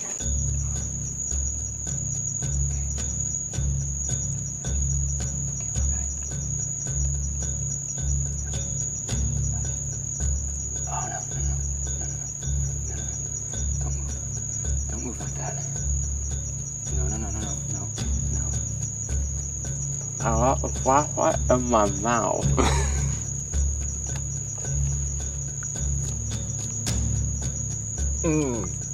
That thing is fast. Did it dart? It darted. Do you still see it? No, I don't. Shoot. That's exactly what I was thinking. Huge one. Oh, That thing's wow. bigger. Maybe this is a blessing in disguise. Where's my net? Keep eyes on it. Keep an eyes on it. Keep an eyes on it. Big. Careful. And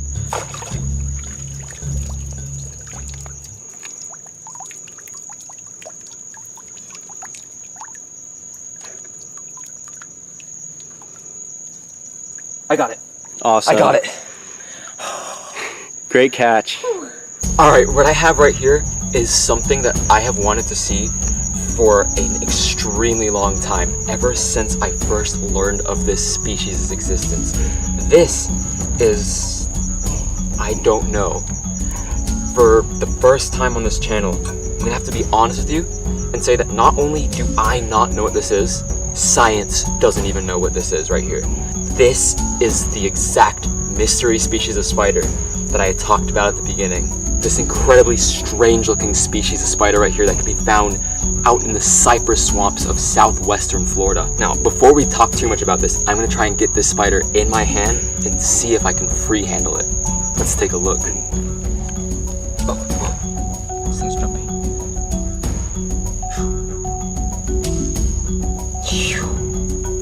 Alright, check out this insanely creepy looking spider on my hand right here. Now, I don't say that very often. I'm not the type that usually finds spiders very creepy, but look at those strange, long and thin legs, covered in that distinctive kind of bluish-white banding. The overall body being that dark brown color, except for more of those incredible shiny, silvery spots almost. Now, I can describe how this spider looks to you, but that's about it. Here in Florida, no specimens have been collected of this mysterious spider species. So because of this, no one can tell what it is.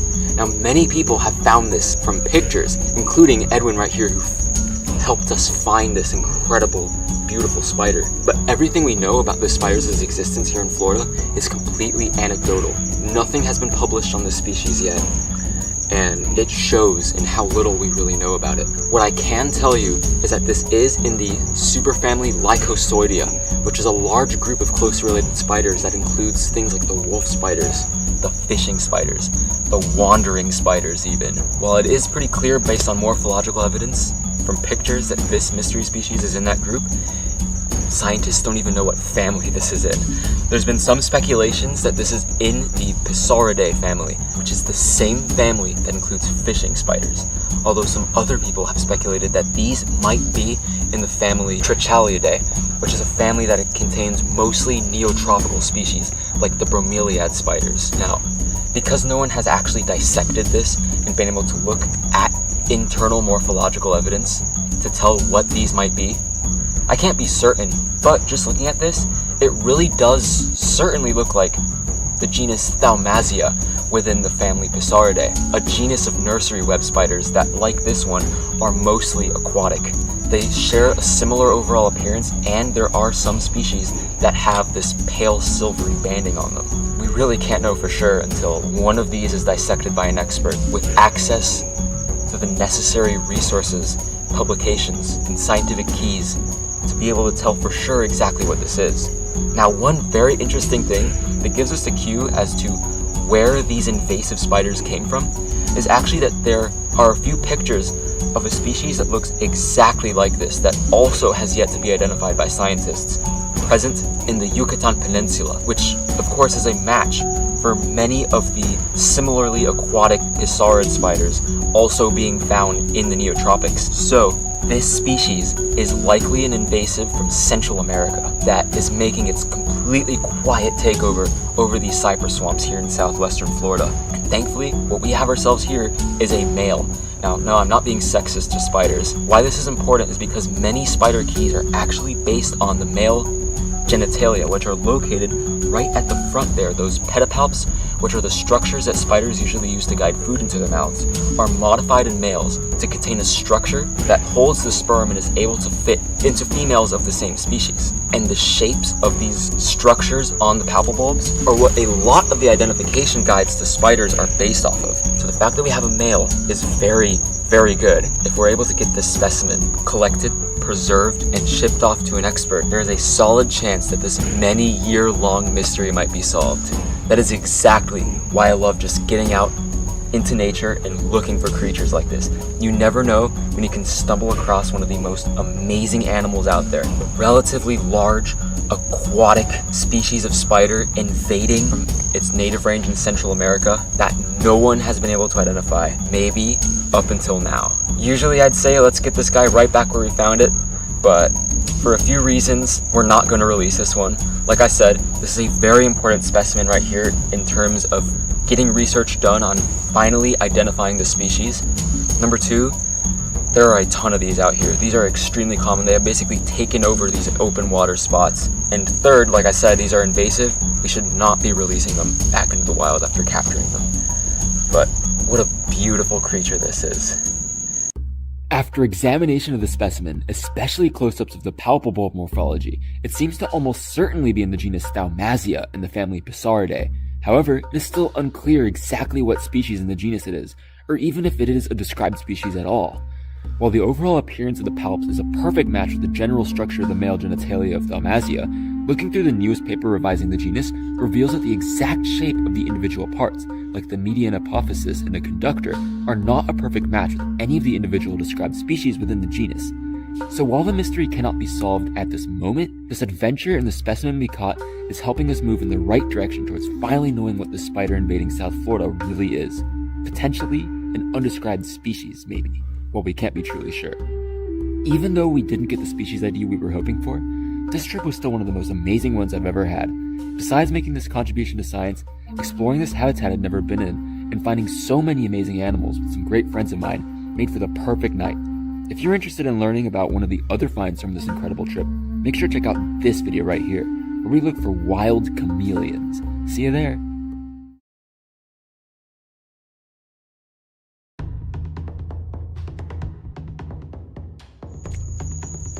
Oh, found it. Over here. Over here. You got the mystery spider? Yeah. What? You sure? Right there on that leaf. You sure? He's just hanging. See on the leaf?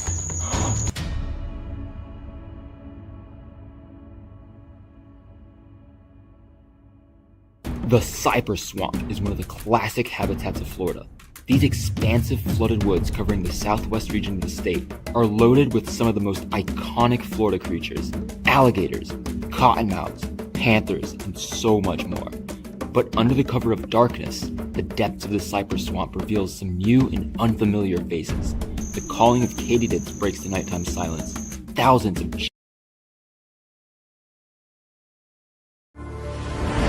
more than a country, more than a shining city on a hill. The idea of America lives.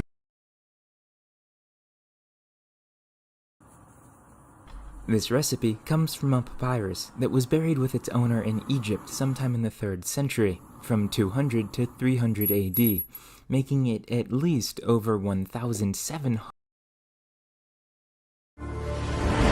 More than a country, more than a shining city on a hill. The idea of America lives in each and every one of us. America lives. But a storm has gathered at our shores. A tempest that seeks to tear apart the fabric of our nation. It seeks. This recipe comes from a papyrus that was buried.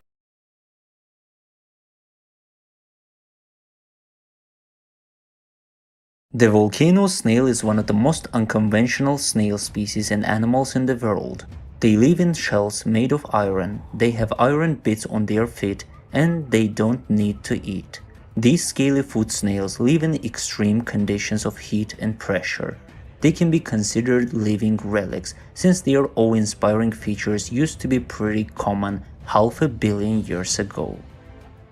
The volcano snail is classified as Chrysomelon squamiferum. Chrysomelon comes from ancient Greek and means golden-haired, after the golden color of one of the iron sulfide compounds, pyrite, which is located in the shell of the snail. The specific name squamiferum is from Latin and means bearing scales, alluding to the iron pieces on the foot of the snail called sclerites. Volcano snails are deep-sea snails which inhabit the hydrothermal vents miles below sea level. These vents spew scalding hot mineral water, and the volcano snails have adapted to the extreme conditions of this environment by escaping themselves in iron. Volcano snails are also commonly known as sea pangolins, scaly-foot gastropods, and scaly-foot snails. They belong to the family Peltospiridae, which is a very small family of gastropods that contains no subfamilies. The snails also belong to the order of deep-sea snails, Neomphalida. The volcano snail's hydrothermal habitat influenced some of its physical and dietary evolutionary traits over millions of years. Mineralized iron and sulfur infuse the shells and bodies of these snails. However, while volcano snails are the only animals on Earth that have this incredible feature, it was a pretty common physical trait in the Cambrian epoch 540 million years ago. Volcano snails are able to withstand harsh temperatures and extremely low pressure due to their ironclad armor. Studies of the volcano snail's genes reveal that the genes which control its scaly foot and shell actually did not evolve much in the last 540 million years. That means that the genes are much older than this. The volcano snails also develop large hearts, which make up 4% of its body volume, an unusually large proportion. This is to provide enough oxygen for the endosymbiotic bacteria that live in its stomach and provide for its nutritional and energy needs. The sea pangolin comes from the gastropod family Peltospiridae, whose first recorded appearance in history occurred in the Eocene period 47.8 million to 41.3 million years ago. The volcano snail has one of the most unique and bizarre bodies in the animal kingdom. It is the only animal species whose body is made of mineralized iron. Because this snail lives in hydrothermal vents miles deep in the ocean, it is subject to intense atmospheric pressure and intense heat of up to 750 degrees Fahrenheit. It has adapted to these conditions by forming a body that can withstand and protect it. The shell of the sea pangolin consists of 3 layers: the outer layer, middle layer, and inner layer. The outer layer of the volcano snail's shell is made of iron sulfides, and it is the only animal whose skeleton possesses this substance. The outer shell is 30 nanometers thick and black. The middle layer of the shell is the waterproof organic layer of skin found in gastropods. It is thick, brown, and made of a variety of proteins, which are conchin. This middle layer of the snail's shell is tough and protects the body against physical stress and tension, such as a predator attack. It also serves to disperse excess heat. The inner layer of the shell is creamy white in color due to the presence of aragonite, a type of calcium carbonate. The shell of the sea pangolin has 3 whorls, and the shell opening is elliptical. The snaily foot is one of the most characteristic features of the volcano snail. Hundreds of iron sclerites reinforce its sides that measure about 1 to 5 millimeters each. These sclerites are hard, calcified pieces of mineralized iron with soft tissue at each one's core. The outermost layer of the sclerite is made of iron pyrite sulfides. The sclerites give the snail's foot a scaly appearance, hence its nickname, scaly foot gastropod. The function of the sclerites are currently unknown, but what we exactly know is that the body of the volcano snail is red in color. The volcano snail's internal organs differ from a lot of snail and animal species as well. It has a really big heart, and we don't mean its kindness. Its heart makes up about 4% of its body volume, which is large for any animal. To compare, the human heart is only 0.3% of our body volume. The digestive system of the sea pangolin is simple and lacks development. Zoologists believe that it doesn't eat, so it depends on endosymbiotic bacteria to produce energy for it. The snail has an esophageal gland where these bacteria reside. It also has a stomach, a reduced intestine, and an anus just above the genital opening. The volcano snail does not have eyes or tentacles. There is little to almost no information about the behavior and habits of the volcano snail due mostly to the harshness of its environment. The scaly-foot gastropod lives at hydrothermal vents in the Indian Ocean. Here, they interact with other often venomous snail species and crabs as well who prey on the volcanic snail. It is unclear whether or not the snails live a solitary life, but it is possible, especially considering the fact that they are hermaphrodites. They do not need to mate with other snails to reproduce. Volcano snails also live a sedentary lifestyle. Because they partner with endosymbiotic bacteria to cater for their nutritional needs, they do not need to hunt for prey. Their digestive system is poorly developed anyway, so they are not active creatures.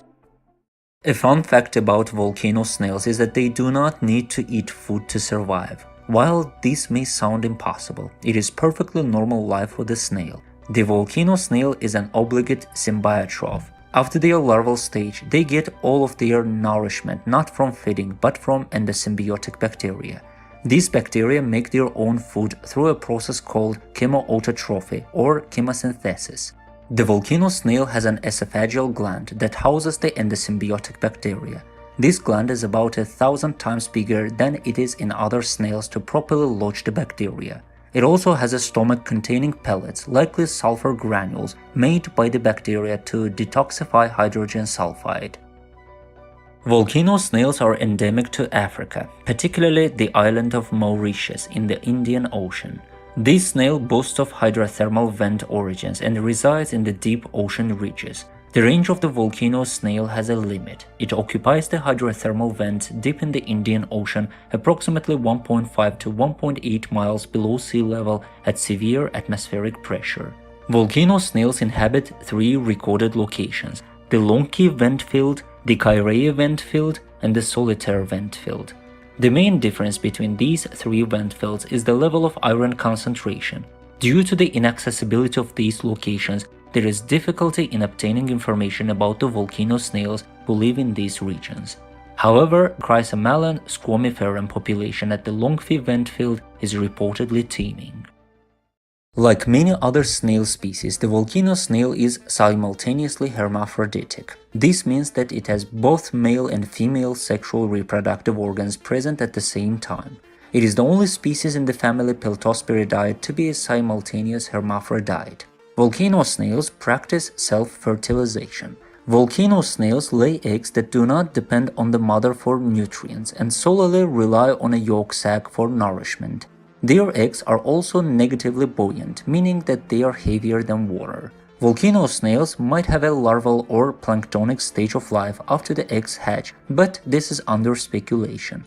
Because of the volcano snail's rarity and also its tight range, it is not easy to be studied. The intricate details of its reproductive life cycle are still under research. The lifespan of the volcano snail is unknown, but sea snails typically survive for up to 10 years or even more in the wild. Volcano snails do not do well in aquarium environments and only survived over 3 weeks in one. Because of their deep-sea hydrothermal habitat, the scaly-foot gastropod does not have many natural predators. However, it does have a couple of known predators: other venomous snails and crabs that inhabit the area. The volcano snail's shell seemingly protects it from attacks, but it can still be hurt or die by the assailants. These animals not only prey on the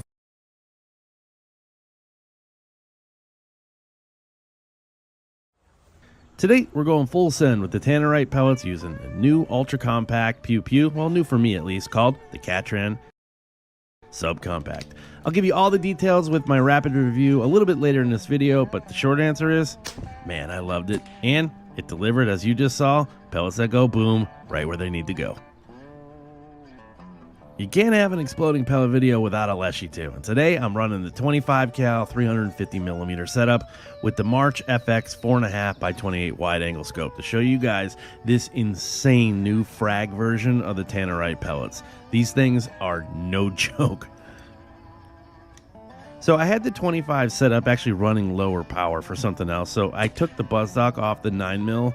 And what did I create here? I guess I created the Super 25, as it was just slinging pellets around like 960 to 980 feet per second. I don't even know, 60, 70 foot-pounds, something like that.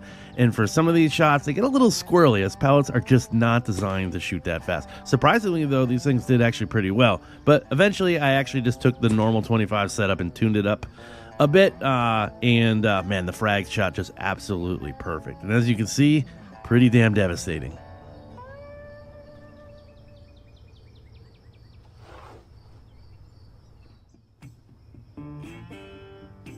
You know, I wanted to reunite this guy with his buddy down below, so I wasted no time sending this absolute dart downrange.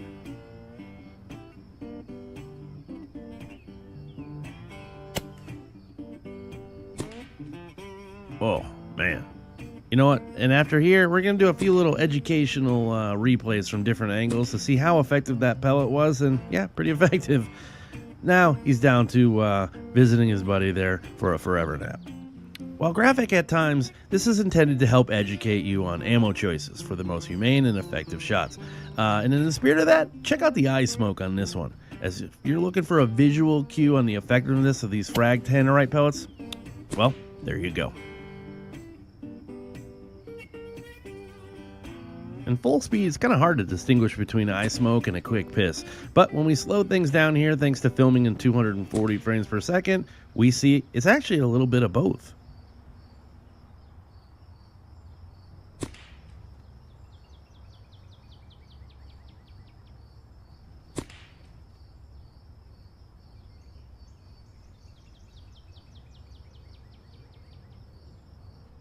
The frag version of these exploding pellets from Egg Gun West don't have a big flash like some of the other ones do, but that thin layer of lead that splinters out upon impact definitely adds an extra bit of damage. Woof.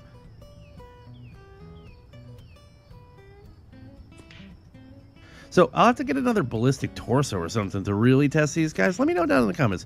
You want me to get a complete tannerite pellet test together with one of those anatomically correct ballistic torsos like this one? Well, we know they're going to be lethal, but really actually kind of curious on the differences between all these available designs. So you can't have a proper tannerite pellet test without a chipmunk. And this one shows what I anticipate the torso is going to show if we ever get around to that video. An absolute blender, going from the dome out through the brown eye.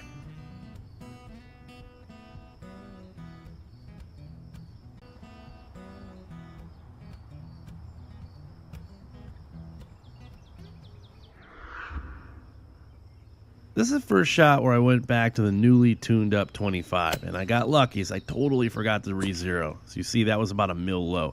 But while I missed the brain, it went right through the face and right into the off switch at the base of the skull. And like we did below, we just reunited him with his little chipper buddy. While these guys compare notes, let's switch things up a bit and check out that new gun I was talking about. Today's rapid review is the AirMax Catran SC or subcompact in 22 cal.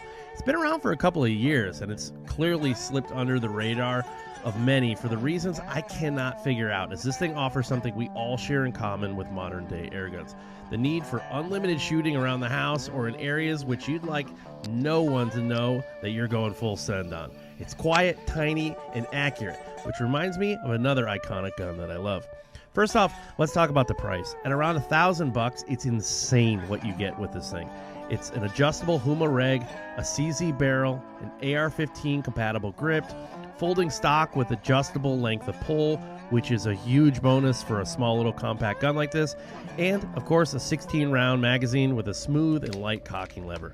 The only thing I added was a quick detach behemoth suppressor, which made it the quietest airgun I have ever shot, while still breaking down into this tiny package. A common problem with little guns like this is finding an optic that works well. So I ran it with the Delta HD Striker, the ATN Excite 5, and what you're seeing here, the new March Optics 1.5 to 15 dual reticle, and I had zero problems finding a scope that would work well. So in my initial shooting, I shot the EGW 18 grain, the Hades, and the Polymax, which you're seeing here, and of course the Tannerite pellets. all did great with power levels, all kind of around 20 foot-pounds, which is plenty for what this gun is designed for. I love this thing, and it will permanently be it'll be like my little bike gun, or something I stick in a small pack wherever I'm going shooting. There's a need I know many of you share with me, the need for a tiny, ridiculously quiet pellet gun for rats, chipmunks, squirrels, pigeons, and even skunks messing up your yard. And at this price, I feel like we're stealing from Ed Gun West.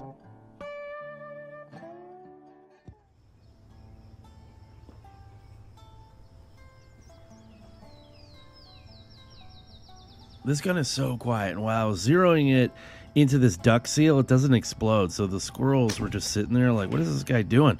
And while I didn't quite have it zeroed here, this is close enough for squirrels. So as this guy moved up to a better seat at the table for one, I decided to take aim. Just as I was about to pull the trigger, you could see it move, but instead of the ear, I caught him right at the back of the skull in that spot. That's just the off switch with the 22 cal version of these frag exploding pellets, and boy oh boy did they do the rest. Oof.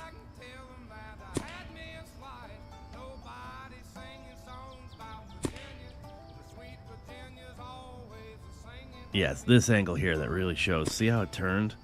Man, it's a straight pass-through. Just drilled the backstop.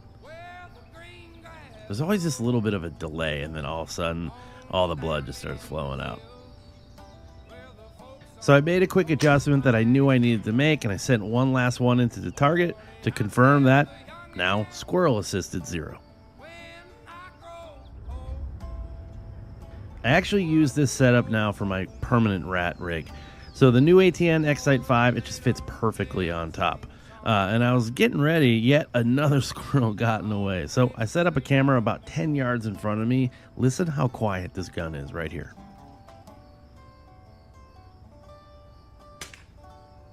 This time I just used the 18 grain EGW Bushwhacker pellet so that there was no boom, because I really wanted to show just how quiet this thing is.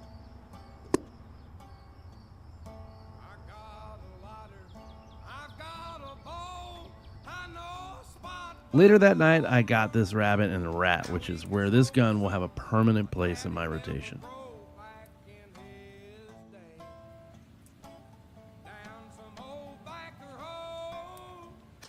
I mean, listen to that. This thing is absolutely perfect. I love this little gun.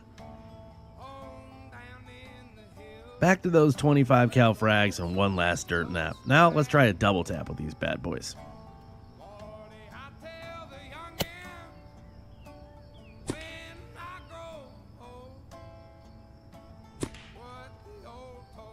Ah, so close. You know, either way, that first one put it to sleep.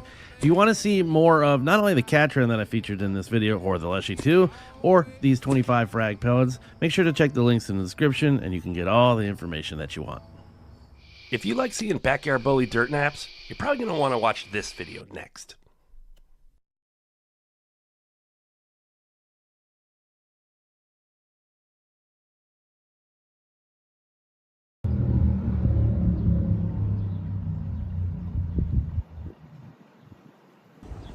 Did y'all just see what I think I saw in this tiny creek that runs through town? You guys, under all these bridges, goes underneath the road from over there to over here. I'm pretty sure I saw a Coosa bass in there, along with a bunch of other fish. Now I'm getting I'm getting a truck worked on for my uncle over here, which I'm gotta get another vehicle worked on here pretty soon. And I saw this little creek. I've known this creek kind of goes through here. I didn't know it had this much water in it. So I parked right here at the mechanic shop. I try to catch a Coosa bass right in the middle of the town that I live in. It's tiny little creek. Most of it's underground. Like I've driven over it a million times and I've always seen it. I didn't know it could have a Coosa bass in it, way up in it. So I want to try to catch a fish. All right, I feel a little weird leaving my vehicle right there, but I'm gonna try to do this quick.